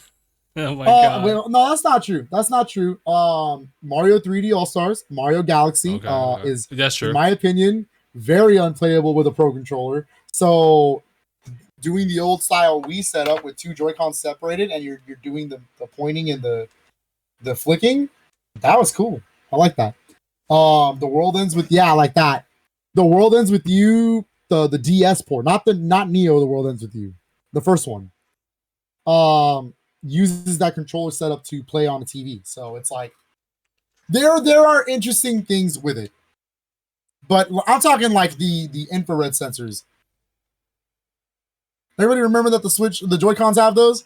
Oh, I think just the one. Just one. When did we use it to eat a sandwich and yeah, just Nintendo Labo? Oh my god, yeah. Yeah, that was about it. That certainly happened. I don't know. If they're gonna do it's like I say this, right? But also, PlayStation's kind of guilty of it too. All the DualSense features that exist, and nobody really uses it. Yeah, it's unless it's a first party, in which case they kind of use it passively. Which is what I want. So okay, all right, that's fair. If I'm gonna buy a first party or a PlayStation game, I want them to use the DualSense. You know what I mean? Yeah, that's fair. I think first party would definitely need to start investing in just the hardware within itself. That's because it's first party. Third party doesn't really need to be concerned too much about that. It'd be nice if they did, though. Gives you another reason to kind of focus on one specific platform. But yeah, it's it just kind of goes back to it's the games, not necessarily the hardware that runs it. Although I guess how consistent it plays is also important too. Because I've always talked about the story. Breath of the Wild's great. It's a damn good game. I love it. It wasn't my selling point for the Switch. I had a Wii U. I could have played that game on the Wii U and would have been just fine waiting a little bit on the Switch. It's true. But when you show me games like Splatoon 2, Mario Odyssey coming out the same year, Xenoblade Chronicles 2, ARMS, these games that look interesting, year one, you got me. Like, of course I'm going to invest in the console. Yeah. So, I don't know. It's got to have a good launch game. Nintendo is known for having some of their best games of all time be a launch game. Mm-hmm. You know, it's history. Like Mario Brothers, Super Mario Bros. 1, NES launch game. Well, actually, NES launch game in America. Let me rephrase that. Let me better example. Mario World, Super Famicom and Super Nintendo launch game. That's one of the best games of all time. Mario 64, one of the best games of all time. Wii Sports is considered one of the best games of all time. And what was the DS's launch game? Super Mario 64 DS proved that it can do a 3D game on DS hardware. I mean, just look at Justin. He didn't even know it was on top 10 seller DS games. Yes. So Nintendo though was goated. I'm just saying, yeah, it happens. Yeah, you know, it needs to have a first party. It needs to have that big banger, like exclusive, like day one, and it'll sell. It'll sell. Also, just what was Wii's Twilight Princess? No, actually, Wii U. Actually, I only really saw Wii was Twilight Princess and Wii Sports, but oh Jesus, let me see. Wii U was Nintendo Land and Mario Brothers U. Mario Brothers U is a launch game. Oh yeah, Twilight Princess is not there. Really? It's got Wii Sports. It's got Mario Kart. No. Oh, sorry. Not the top 10. I meant like launch games. I'm pretty sure Twilight Princess sorry. Was a launch game. Yeah. You're right. Yeah. But yeah. Abraham says Starfield, Xbox second exclusive. No, you just don't play Xbox games. That's not the second exclusive. Come on. The second exclusive. How dare you forget about Microsoft Flight Simulator? Come on. Come on now. And don't say it's on PC. Don't make that excuse. So is Starfield. So come at me. Like, whoa, relax. It's very strange with their exclusives now that it's also on PC. So you just have to remember that, like, you know, you have different avenues to go. And that's what they want to promote. I did want to talk about Starfield for a little bit, but I guess we should wrap up on the Nintendo bits. I was gonna say, how much of Starfield do you have to talk about? Just first impressions. First 3 hours in. Me too. Yeah, me too. Okay. I'm about 3 hours in as well. I haven't gotten to Constellation though. I've been exploring. Oh, really? Okay. I kind of went forward with the main quest just to get that out of the way. Because I've literally been seeing every like streamer just kind of take care of that just early on. I figured that like if I'm going to catch up with that, then I should just do that. Go first. Go ahead. Are we talking about it right now? Do you want to do the Nintendo leaks first, or do you want to do Starfield? I mean, we were kind of in the middle of the leaks too, but let's do it then. Okay. So, for anybody who doesn't know, Pyoro is a bird. And he's yes, he is. He is a bird from the WarioWare series. Very infamous for the American version called Birds and Beans. Apparently some dude is playing as a Pyoro, but he's a leaker. And he actually got the last direct with the Mario RPG and Mario Wonder. He got those right. He leaked them correctly, and he is out here right now leaking some games. Now, you want to know something? I hate leaks. It kind of ruins the surprise. But you know what? The way he leaks them is very fun because it keeps you guessing. It's not a straight up, hey, it's this specific game. It's something in this thing. I just don't know what, because he doesn't have all the info. That sounds more credible than, hey, this specific game. It's exactly this game. Yeah. His leaks are interesting. So I'm not gonna go through the hints. I'm just gonna give up the certain leaks. If you don't like the spoilers, I apologize, but we also don't know. Yeah. This is not something, again, take everything we're about to say with a grain of salt. I do think if there is going to be a legitimate predictions podcast, it'll be next Tuesday. the day before next Tuesday, the day before. Yeah, like assumably there'll be an announcement like on Monday. Yeah, happening on Wednesday or something like that. Or Tuesday happening on Wednesday. Oh, that's true. Like they sometimes just do it like the day before. So the rumor is that, big shocker, everyone, Nintendo is supposed to have a direct this month in the month of September. Or between now or the end of time. What do you mean Nintendo's gonna have a direct in the month of September like they've had for the past 5 years? What do you mean shake the bottle? What do you mean? Ridiculous. Y'all need to chill. Of course there was gonna be a direct this month. What are you, crazy? Like they have not really skipped any years for September. For 5 years straight they have done a direct. Why would they skip this year? Ridiculous. They even had like a Mario Wonder direct like at the very end of August, not touching like September technically. And everyone knows they always do 2 directs back to back. One that's a specific focus one, and then one regular one. So take that with a grain of salt. But apparently next week lines up perfectly. Why? Tokyo Game Show is next week. That is Japan's E3. So why would they not have? They did this last year. They did it the week of Tokyo Game Show. That's wild. Before Tokyo Game Show. So I'm assuming 2 things next week. I'm assuming we're getting a Nintendo Direct, and I'm assuming we're getting a PlayStation State of Play. Because they both happened last year before Tokyo Game Show happened, because they wanted to get those announcements out of the way. That's fair. So Nintendo Direct. I don't have too much to say about a PlayStation Showcase. I don't know too much. Yeah, I kind of don't really know. Yeah, there's not too much interesting things going on that side. But when it comes to Nintendo, this Pyoro fella has been leaking some things, and it's been pretty wild. Yeah, I don't actually have the full listing myself, but I have some of it. So okay, let's start with the big one. The big one that everyone is the most hyped for, but we need to keep expectations in check. I have some theories. The haters are coming after me, but I have some theories. Okay, here we go. He leaked F-Zero. Apparently, there's going to be an F-Zero related announcement. Oh wait, that sounds. Ooh. That's the problem. That's the interesting thing.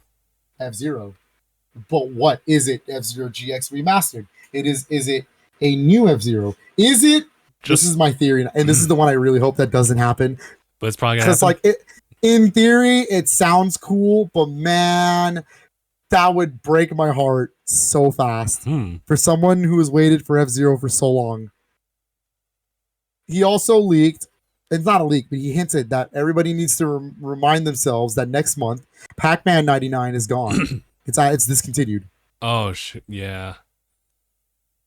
If it is an F-Zero Nintendo Switch Online like 99 style game, I think I might cry. Oh. I think I might cry. Oh no. Will I play it? Oh hell yeah. Oh yeah, of course. It actually sounds pretty good. But it's not what I wanted. It's not what we're looking for. It's not what I'm looking for. It's not exactly what I really want. That's my theory is it's the monkey's paw again, you know? Like it's we got F-Zero. But it's like not in what this you form. Wanted. I hope it's at the very least, it's a F-Zero GX remastered. That'd be cool. That game is really good. That game is really good. And if it uses the same engine as Yakuza, because it is the same development team. Because they are the original developers. They've been cooking too. Why wouldn't Nintendo use the original developers for a Sega developed game? I don't know. That'd be crazy. That'd be pretty good. And now I'm not trying to get myself hyped up. You know, I don't want to disappoint myself. But I know. That's one of the big ones. You want to know the disappointing one? This one's the biggest disappointment right now. Okay, yeah. So his sources was telling him a Donkey Kong game. Finally, after all these years, we finally get a new Donkey Kong game. Here's where it gets messed up. Okay. His sources have updated him today. It's a Mario versus Donkey Kong game. Oh no. It involves the minis. Well, the only saving grace to that is if it's in the style of Mario vs. Donkey Kong from Game Boy Advance. If it's an actual puzzle platformer, I'm sold. If it is just another touchscreen puzzle based, touch the mini and make sure it gets to the exit.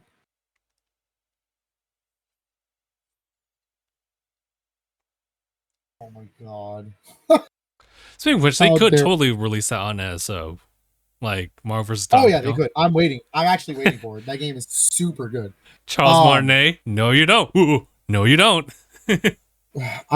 Oh god, dude. I don't want it to be Mario vs. Donkey Kong, but okay, whatever. The Princess Peach game is going to be shown off apparently. Oh, really? That's kind of a dead given, but I guess yeah, we should probably get some news about it before like we get around to it. He's saying that they're going to drop name, title, and everything. Oh. So, sounding like the Princess Peach game is a early 2024 game. So I guess it's not going to be like Super Princess Peach or anything like that, right? No, I don't think so. You don't think so? Yeah. It doesn't look like it's in. It doesn't give style. you the vibe for that. Well, I don't think Nintendo can make a game like Super Princess Peach anymore. Oh, because of the undertones and underlying things about it, because of how they use the powers and whatnot. I get you. Yeah, they're not allowed. I don't think they can make that game. Yeah, it's kind of like how technically I don't think Nintendo can get away with the new Punch Out. It's the way that game was like stereotyped all the people. Like like I might be a little. That's why they use arms. That's why arms exist. Gotcha.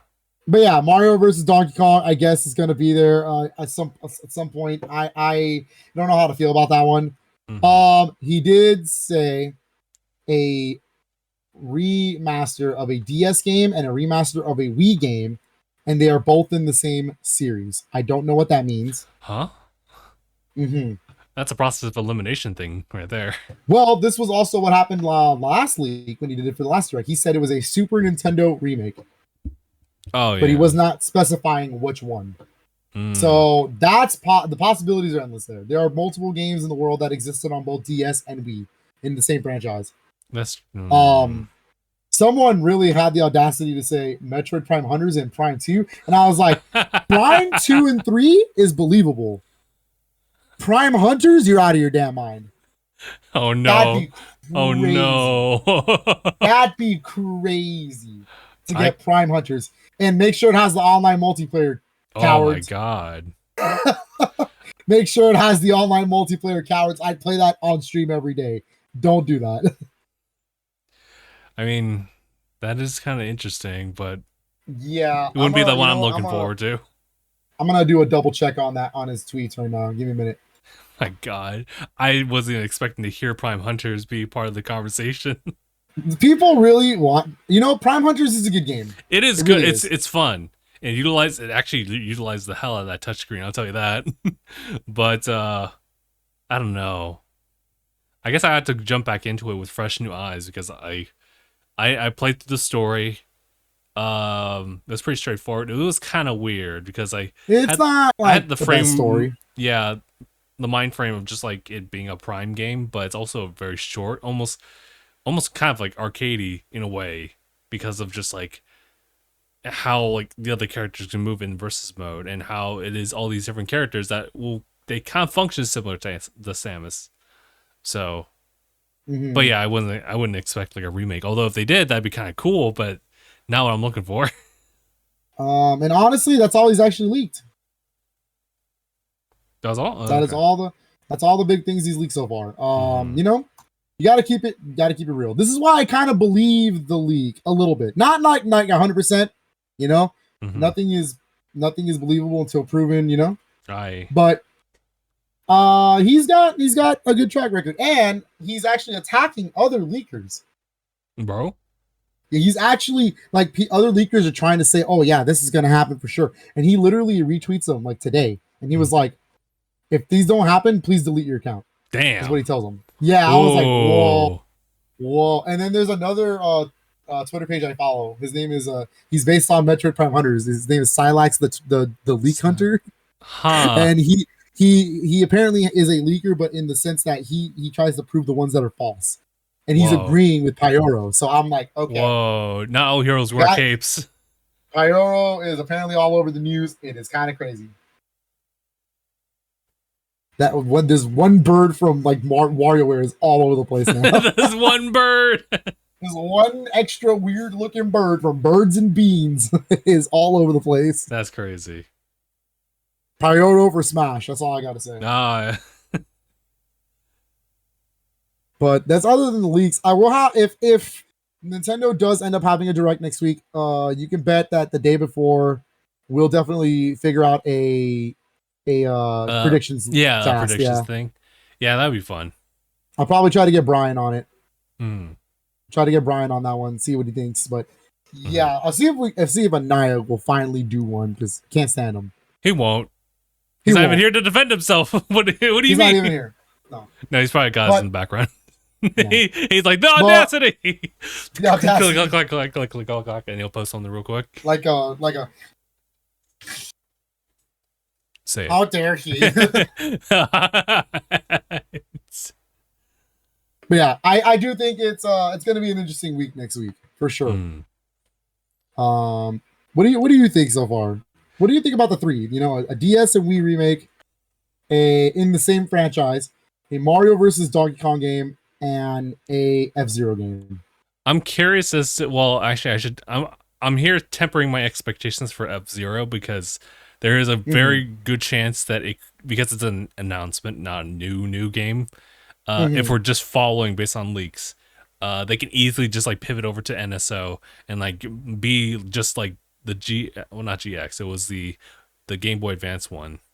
Maximum Velocity, which is already confirmed. So that's happening. I just don't know when. So that could just be like a soft like release for that one, or it's not even the good one on GBA. Damn. The good one's the one based on the anime. That one's sick. That one they can't put. F-Zero GP Legends. That game is. That's tasty. That's good F-Zero. But Mario vs. Donkey Kong bit, it would have been cool if it was just something for Donkey Kong specifically, but it's tied to Mario. They have history there.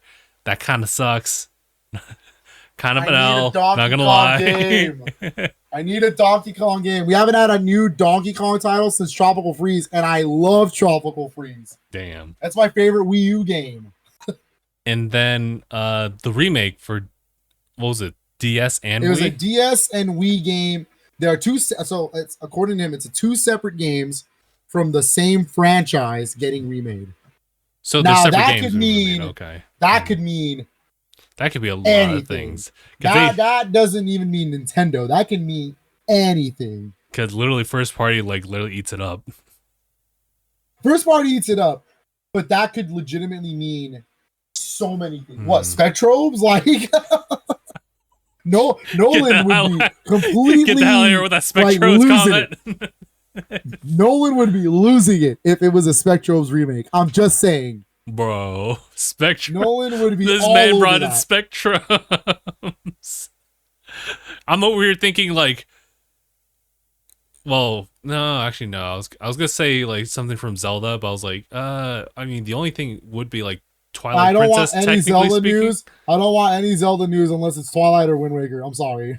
Yeah, like I was gonna say, like, could it be like Twilight Princess and another like the DS Zelda games? I don't think they're gonna do it. Like, could they even do that? Same year as Tears of the Kingdom? You're joking. Yeah, they probably wouldn't do that. Granted, September directs are usually the ones that start 2024. Yeah. Oh, that's a tough one. My mind literally just went to Zelda when thinking about like a new title or remake for like both platforms. I don't know. Let me see real quick. Man, dude.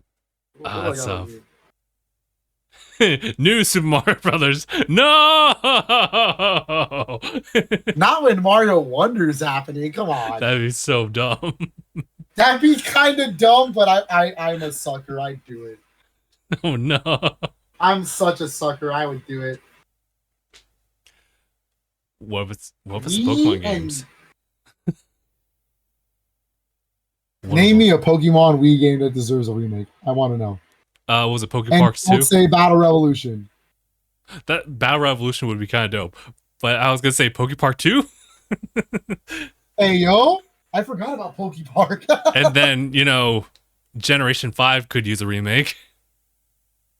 Well, But I don't think Nintendo would be the ones to announce that. Pokemon's become so big that like they make their own like directs. I got nothing. I'm looking at my DS section and I don't have nothing. What's another one? Someone said Trauma Center, and I was like, "Yo, whoa!" If Atlas does Trauma Center, that would actually be kind of sick. I'm not gonna lie. I love those games. Those make me feel like House. Just saying. That wouldn't be mine, but I could see the vision here. Yeah. I was gonna say, like, is there a Chibi Robo on Wii? There is in Japan. Yeah. It's just okay. So you know how we have the Wii Play controls versions of GameCube games. Mm-hmm. We have all of them in America in some shape or form, except for Chibi Robo. Chibi Robo was exclusive to Japan. So unfortunately, that version of Chibi Robo is only over there, and we're stuck with the very rare and very expensive GameCube version, which I do own. Yeah, it's a good game. Zach Wiki? I'm like, what? Zack and Wiki would Zack be and tight, Wiki?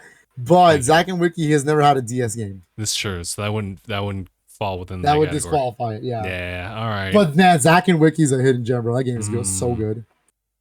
For anybody who likes point and click adventure games, that game is so good. I don't know. Actually, I'd have to just file through every single like lineup of like DS and Wii games. You might even have something there, Phil, in your library. My DS section, no. I can tell you right now. But I might have something on the Wii that might have a game on DS. I just don't know. I mean, I just thought about it, but it wouldn't even work because it was 3DS. But Xenoblade Chronicles again. I don't want Xenoblade news unless it's X. All right, I'm just saying. It's true. I'm trying to look at my Wii section. Hold on. Yeah. The problem is Metroid Prime does kind of fit the bill. No, like it does. I just don't think they have it in them to do Hunters. I just don't think so. I'm pretty sure they definitely like thought about it, but I'm not sure. Like, would that be a profitable approach? A prospect? Hunters in HD with the online multiplayer would sound kind of sick. It's kind of sick, dude, and a little bit more balancing because let's just not make certain characters overpowered. That'd be. It's like taking Prime 2 like Echoes multiplayer and then tweaking it just a little bit. Yeah. I almost said Sonic Colors, but also I just realized Sonic Colors. I was gonna say like, yeah. Well, thankfully I got the remake for that one. Otherwise we'd be like, oh no. I was gonna say, you know what? If Prime 2 does happen, does it, Justin, right here, right now, do you think it comes with the multiplayer? God damn. Because it's not. Let's be honest, it's not gonna have online. It's gonna be the 4-player split screen. But do you think it includes it? I'm gonna just say yes. Just to keep it. It's just to honor just everything that was included with that. It wouldn't have online multiplayer. You know what? Yeah, I would think it has it still. Just has that because 2 is the only one that has it out of the 3 main ones. Yeah. Yep. So I think it would keep it. It'd be interesting to have a fun package to have multiplayer and the aiming. Because they also, what was the Wii version trilogy did have it. It has it with the Wii motion aiming and everything. Everybody had their own pointer. It was pretty cool. Interesting. Okay. Yeah. Okay. It has it. Yeah. I think it'd be cool, especially if we record a video in Tanuki about it. Do a 4-player, do a multiplayer match. That'd be cool. That'd be kind of tight. I'll be sneaking in with like cloak and I'll drop a power bomb right in front of you. It ain't no Quake 2 FPS multiplayer, but it's pretty funny. It's not good. It's not good multiplayer, but it's funny. It's definitely janky. It's definitely like broken, but it's funny. It's fun. Yeah, I used to play it back in the GameCube a lot. So yeah, same. I don't know. I can't really think of because they used to do that too. Just DS and Wii like releases for the same thing. But the hint is that it's not the same game. It's just 2 different games from the same franchise. Yeah. See, that's why I said Trauma Center does kind of make sense. Like its own... 2 different games. Yeah. 2 separate. Like there's 4 games in that. I'm thinking there are 5 games in that series. Yeah. So 3 of them were on the Wii, and then 2 of them were on DS. Mario Kart, baby. Mario Kart DS remake. Mario Kart Wii remake. Hey, you know what? You know what? I would buy that solely for the fact to play the mission mode. I'm just saying. I'm just saying. I'm sold based on the mission mode. And Rob being in that. Rob. Okay. I don't know. I think we could speculate about that all day, but I guess I don't really have anything like on hand to really say for certainty what it could be. Usually when I think about DS, and then I'll think about like the Wii, like they kind of conflict in whatever games that we could think of in mind. They either already had a remake or, they're not doing that. That's all. That's a tough one. Unless you're talking about Fire Emblem. Ain't no way that they would do. Am I cooking? Am I? Wait, well, are you? Because the problem is the Wii Fire Emblem was Radiant Dawn, right? It is, yeah. Okay, so what's the DS one? There's 2 of them. There's 2 of them. There's the one that we got, and then there's the one that we didn't get. Yeah. So there's Shadow Dragon, which is the remake of Shadow Dragon and the Blade of Light, which we already have on the not anymore, but it was on the Nintendo It was Switch, like the OG original version. And then there's new Mystery of the Emblem. Oh yeah, okay. The remake of Mystery of the Emblem that again, Japan hates us, so we didn't get it. But this I didn't even think about taking Japanese releases into consideration. So that would be an opportunity, though. The speculation's all over the place. You're right. I do well, I guess we'll talk about that in predictions. I don't want to spoil it here, but yeah. Oh, okay. I was gonna say Genealogy of the Holy War remake. I do expect it to be there finally. That's been rumored for so long that I feel they just have it. That Nintendo's they're just holding on to it. They're just holding on to it for when they need it. Just say when. It's just because they already have like Fire Emblem like in 2023, albeit in January, but Exactly. So why not start the year again with Fire Emblem, do a Genealogy of the Holy War? I think that's not a bad one. Maybe you should get hired at Nintendo. Maybe you should be down quoting Nintendo. I was also going to say, I also have the theory that, remember, I said this last time, but I have the theory that it's not just Luigi's Mansion Dark Moon. Because if it was just Luigi's Mansion Dark Moon that was getting remade in HD, they would have already gave it a proper name. Why is it still that you go online to the Nintendo web or like YouTube channel and it's still called a remaster of Luigi's Dark Moon? I feel like it's both Luigi's Mansion 1 and Dark Moon, but it's the version of 1 that's on 3DS. It's running on the same engine as Dark Moon. Therefore, they would be remade. Which true. I like that version. It's not my favorite. I like the GameCube original more, but I like the 3DS version. And in HD, might be my favorite version. Plus, I don't think Nintendo can get away with selling Luigi's Mansion for like a full $60. So it kind of makes sense to make them a bundle. That's true. Unless they went the Prime approach, and that was like a little bit reduced. But maybe would they do that for like Luigi specifically? I don't know. But it would be cool because the remake has the Guigi 2-player. That 3 has. Oh, yeah. So it would keep it in line. Phil, what was something from Kirby? Again, I mean, they do have DS, they do have Wii. Envy, hello, how's it going? Wii Kirby's already on Switch though. Oh, but not Epic Yarn. You're right. Holy crap. Oh my god. I mean, it did get discontinued. If it's Kirby, I mean, like, I'd be happy because I love Kirby, but like, yeah, but it's also like that's a lot of Kirby. That's a lot of Kirby. That's a lot of Kirby within a span of 2023. Nothing's top Forgotten World, so it's true. Even Return to Dreamland Deluxe, which is a good remake of a good game, it's not Forgotten World. Like, Forgotten World is top tier. Was it Ultra Deluxe as well, or is that the same thing? Superstar Deluxe for DS. I mean, that'd be kind of crazy, but That'd be kind of wild, but yeah. Superstar's already on the SNES Online, so Yeah. I don't know. So That speculation, we'd be here all day talking about yeah, this. it's true. Mario Party? Like no. Like I don't want 9 again. Stop. Give me 8. I'll take 8. 8's cool. But 9? I don't know. Yeah. God, dude. All right. I guess we'll have to wait and see for that one. We'll probably get something as soon as like Monday or Tuesday. Mm-hmm. Yeah. If I'm not talking about that on stream on Monday, then I got nothing. We got nothing. Yeah. But before we go and wrap, I guess we should talk real quick about Starfield. Yeah. Just real Let's do it. quick. So Monday, I guess it literally was this, or Wednesday. Wednesday was the actual date that I actually started playing. That was for Game Pass. Yeah, Game Pass owners got to play a Tuesday night. Oh yeah, okay. Mm-hmm.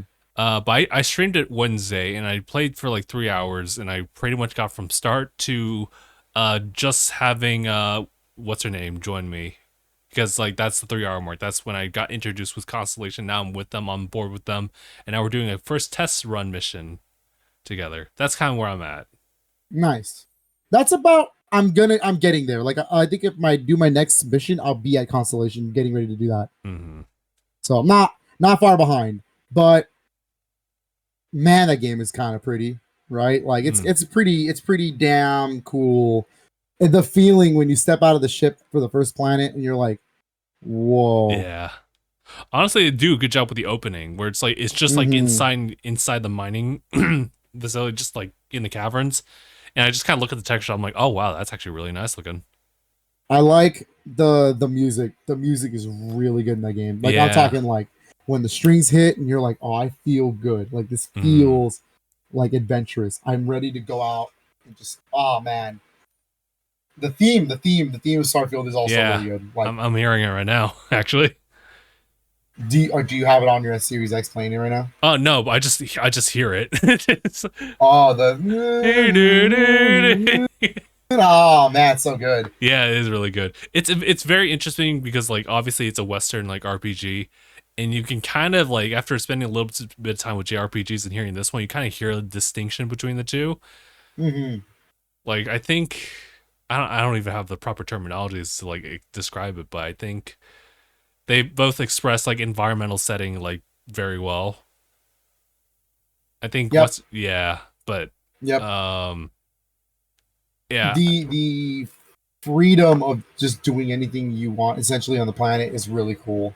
Oh yeah, that is really cool. I actually haven't really like done that yet. So okay, here's one of the first gripes I actually have that kind of like goes along hand with that. Oh, I have gripes too. It's not perfect. I pretty much follow what they say as far as like planting like coordinates like on the planet, and I get out and it's like, what's going on? Like this doesn't look like this is where like Constellation would be, or at least New Atlantis. And I turn around and I see my markers back on the ship. I'm like, what happened? And it turns out I'm like right at the closest part, like, but not actually on the actual icon itself. I planted myself somewhere else on the planet. And it's like, how's that work? Because I highlighted the exact icon for New Atlantis. Why am I literally just the closest pixel like next to it as a landing point? Can I say something that's gonna make people mad? I don't like the ship combat. Ooh, well, I mean, go off, King. I feel it's not that it's terrible. I think the shooting's fine. It's so overcomplicated for no reason. For like no reason at all. You don't need it to be that crazy. Okay, thank you, Andy. Like I just don't think you need it to be like. I get what they're trying to do. It's like, lower the power on the engines to bump up the gravity. Let's hit the jump. I noticed. Do this and that. I get that. I personally feel like if it was like normal space combat, it would have been so much funner. But I also, is it weird the way it looks in space combat? Like it feels like you're not moving. It like, I mean, I've only been through like just like those first introductory like fights, so I'll have to see how. Because it feels like a submarine. It doesn't feel like a ship. It feels like you're kind of right about that. And you're moving, and nothing's moving. Like you feel like you're speeding up to things, but the game is designed to where like everything moves in like one screen. Like pretend your ship is staying still. Everything around you is moving, kind of like Super Monkey Ball. Mm-hmm. Like that's what it kind of looks like. I see what you mean. Yeah, I have a feeling that might have something to do with just the kind of the emptiness like of space itself. Mm-hmm. Like, but like some space focused games actually have like ways to like kind of give yourself like a relative like positioning of like where your ship is. Are you playing in first person when it comes to like the fights? I am. Oh, okay. I am. I feel like that also like plays a part in that too. I don't like playing Bethesda games in third person. They all feel good in first person for me. I feel that like especially like when you go inside something like as far as like I guess like whatever facilities and whatnot where you have to like fight other people, like first person just seems to work just fine. I like third person just to like look around the environments as I run along. But I feel like that is needed for me in space combat because I just kind of want to see the ship too. Yeah. But I find that like isolating like my viewpoint kind of makes it not so fun to try to track down enemy ship that's like somewhere behind me and I have to like slowly turn. I don't know. It's just the ship combat is a little janky. I don't know if I'm like soup. Again, we're all in the intro. This is true. Area, so I wouldn't say I'm gonna give that like the final like status just yet. I'll give it more of a chance. I also want to bring up. Okay, you want to know my biggest complaint? The absolute biggest complaint in the entire game, and it's gonna sound dumb. Before I say it, I need everyone to understand. Nobody looks hot.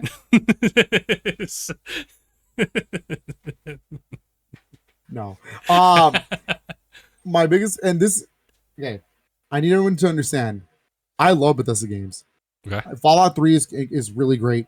I like Fallout 4 as well, but like I think I like 3 more. You know, Skyrim is incredible. Ooh. Of course it is. I haven't actually played Oblivion. I kind of want to sit down and play Oblivion. I really haven't sit down with it. Yeah, it's readily available. I like Bethesda games a lot. I love the worlds that they build, the stories they build. My biggest complaint is that this is a Bethesda game.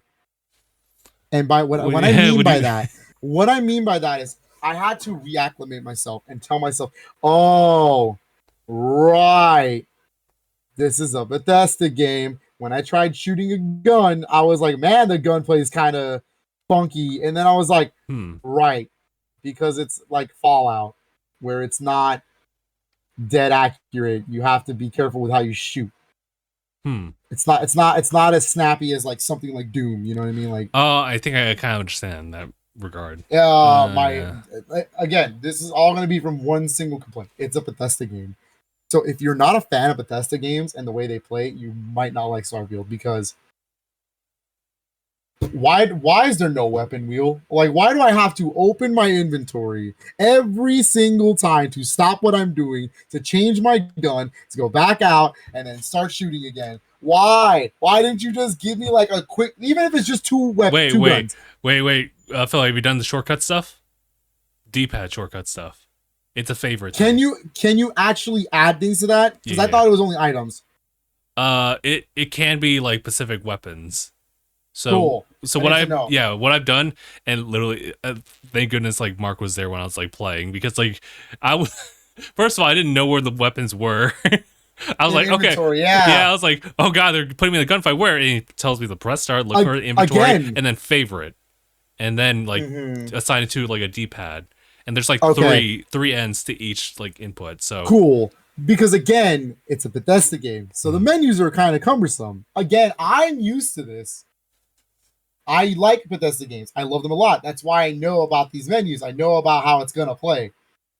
It's essentially such a Bethesda game that if you already didn't care for Skyrim or like Fallout or any other previous games, you probably won't care for this game. And I say that with a lot of heart because I don't even think that's a bad thing, right? Bethesda is Bethesda. They do good at what they do. That is how they make games. I also forgot about I can literally pick up anything, and I'm just like, oh, like I need this. Oh well, you gotta watch out. And I need this. Yeah, and I forget that I can't jump. I can't fast travel back to my ship. You can't fast travel. I have so much weight. And so I had to give it to my robot. Your companion. Yeah, And I was like, man, I need to sell this. I need these out of my inventory. I picked up the ones that were worth lots of units. Yeah, I picked up books. I picked up sculptures and stuff like that because I was like, I need these sold. These are like 200, 300 credits, bro. I need these. Yeah. What is the class that you ended up with? What was the background for your character? Okay. If I'm trying to recall, I was an explorer. I only chose like the fan as like my trait. That was the only thing because I really didn't like the trade-offs for all the other ones. So I am also in the camp that I really hated the trade-offs. The payoffs were great. The trade-offs were oof. Those are really however, tough. Like, I think I like that though too. I was like, if I'm gonna role play and I'm gonna play in this game, I'm gonna go all in. So I made myself the background is space scoundrel, like Han Solo. Yeah, okay. So I was like, let's do this. I'm in. And then I chose a neon street rat. Okay. So I can get specific side quests only in that area. I chose extrovert because in real life I am an extrovert, I feel, and I like to be hanging around with people too a lot. And then I chose, and I didn't know what this meant. I want everyone to understand before I say it. I didn't realize what this meant. I saw a free item and I was like, cool, that's the one. I chose raised universal, and apparently that means I'm based on religion. And well, I mean, you can roleplay to a certain extent. Yeah, I mean, hey, look, they said I get free items at the House of Universal somewhere on like New Atlantis. So I was like, you know what? Free stuff? Okay. You just can't really communicate with the other ones. Yeah, they're like racist to you or something like that. Damn. Yeah, so something like that. Yeah. I heard the one where you have parents is fun, but the whole idea of having to give them money. I told myself, nah, they don't need my money. Nah. But I heard because I have a coworker that's also playing this. He is he chose politics, so a diplomat. Oh, okay. He chose diplomat, and he has the parents one. And apparently it's really cute because they can visit a house that you own, and they can leave you gifts. Oh. And like they visit, and it's like, hey, like thanks for taking care of us after all these years took care of you, and it's like kind of like, yeah. But like I was like the idea of having to spend my money on something I'm not gonna get back. I was like, nah, no thanks. It's the exact same thing as having like the dream house bit. It's like that's awesome, but I have to spend like this many. I have a mortgage? What? Oh my god. What do you mean mortgage? If I wanted to have a mortgage, I'd play Animal Crossing, okay? I didn't want to play Starfield. You're right. It's just like, I have to pay money? It is a lot of money, too. It wasn't cheap. I was like, hey, I didn't want to be reminded of my actual house payment. Like, that's ridiculous. It's ridiculous, yes. I couldn't do it. I went for 3 different traits. For sure. I did notice how hard it hits my oxygen though when I'm an extrovert because I'm by myself right now. So when I move, I barely make it because I'm like, man, that's tough. That's kind of tough. But you know what? I'm committed. I'm gonna play my playthrough with it. I think I might do what I'm being told to like recommended. Like I might just play the main quests and then New Game Plus. I might actually do everything. Yeah. Or just like kind of explore. Yeah, I've been hearing some mixed things about like whether you want to rush through the main story quest or just kind of like add it alongside your like adventure. Because I guess the ultimatum is that yes, please do the main quests, but I guess you don't have to like rush it to just do New Game Plus or whatever that entails. So I guess I believe it's because the main quest actually gives you things that you can use later to do a lot of side quests. Okay, that changes things. That's why there's like new mechanics always being like opened up. Damn. All right, I'll have to I don't know, I'll just take it as I go. There's literally so many games to balance right now. I even talked about it, but like literally next week is like on Wednesday is the new Pokemon DLC. And that will at least take me like a hot minute to kind of go through, but it's still like time being taken away just to do that. And then there's obviously I'm still doing Trails in the Sky at Sea. There's still Armor Core, which I'm going through. Oh, actually, that's something to report on. I finally got through and fought like what was it, Baltius? He's he's the he's the second hardest boss I've like gone through. Well, I guess he is technically the hardest one I've gone through so far. The second one would have to be literally the intro boss. But yeah, I got through that. So I think my plan is just to tackle Armor Core. I know there's multiple reasons to jump into New Game Plus on that one, but I'm just gonna go for the one time and then split my focus onto like Starfield and Trails in the Sky. But yeah, it's tough over here. But yeah, I'll probably I haven't. Yeah. Oh no, go ahead. Oh, I was gonna say that I'll probably do Starfield like the first run of it and just see how I feel about that. But I probably won't really like New Game Plus that either. My plan is to. I haven't finished Final Fantasy 16. I'm really close. Ooh. I don't know if I'm really close. Without spoiling too many things, I have the Bahamut ability now. Oh, that was a sick sequence. That was such a crazy fight. That whole chapter was crazy. I was like, whoa. Like I was glued to my controller the whole time. I was like, that was sick. But I have that ability, so I don't know how much I have left of the game. I'm pretty sure I have a little bit left to go. But I'm gonna finish 7 or 16, and then I'm gonna have nothing but Starfield. And I plan on playing Starfield until the week I like to call Phillips. Like I don't know how the hell I'm gonna play all these games week. Because I have Sonic Superstars that week. I have Mario Wonder and I have Spider-Man 2. Oh god. I think I figured out how I'm gonna do it. Spider-Man 2 is gonna be the longer one, game. probably. It's gonna be a for me game. I'm gonna play it not on stream. All right. Yeah. But Sonic Superstars shouldn't be that long. I think I could beat it in 2 streams. That's fair. At least just one run. I'm not gonna 100% it. I just want to beat it on stream. I want to do what I can. Just beat it. Because that same Friday, I'm gonna do. I think I'm obligated as the Mario guy to make sure that I do Mario Wonder on stream. I'm just saying. So you guys are so lucky that I'm gonna keep it for stream because oh my god, I want to play it so bad.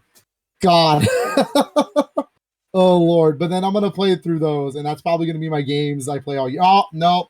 I lied. Mario RPG is also coming out to that. So God, you're gonna be busy. But yeah, I'm pretty sure you can like, as far as stream wise, like I'm not sure if you're gonna do Sonic at all. I plan on doing both Mario and Sonic 2D games. Okay, that should be pretty easy. Easy, yeah, because I'm only going to do classic Sonic games, so that's only 5 games technically, because Sonic 3 and Knuckles is 1. So it's like Sonic 1, 2, 3 and Knuckles and CD and then Mania. And then for 2D Mario, you have Super Mario Brothers, The Lost Levels, 2, 3, World, the 2 land games, new 1, 2, 3, 4. Yeah, okay. Maybe I might not do all the 2D Marios, but I'll definitely do the ones that have the difficult art styles on purpose. That's fair. Really show the evolution of what Mario has become, yeah. And then Mario Maker, which has all the art styles. I could end it and just play Mario Maker until the very if you have extra time. That's fair. Yep. I never did finish my Mario Maker world or game. Oh. I might want to rethink that and sit down and actually finish it and post it up. Ah, gotcha. Maybe it'll be a fun stream if you play through my levels. That'd be cool. I'd be down for it. I might look into it. It's been a while. But yeah. All right. I think that's it. Yeah, I think that's everything. We made a very dry week into like the longest conversation we've had in a while. This is true. Yeah. Because it was a pretty dry week for when it comes to certain things. Yeah, I think ultimately it came down for me. It was just like those 3 things: the 16 update, the 16 or the 19 inches of Venom, How dare you, Phil? I want to see please that. I want to see that. Don't tell me you put 19 inches of Venom on your notes. No. Oh my god. Although, however, but no, like that was the most. If 19 inches of Venom was the best news this week, you knew it was dry. Like, yeah. Oh my god. And then literally it was just leaks. Because like otherwise Nintendo's just kept their mouth shut for a little bit about new stuff anyway.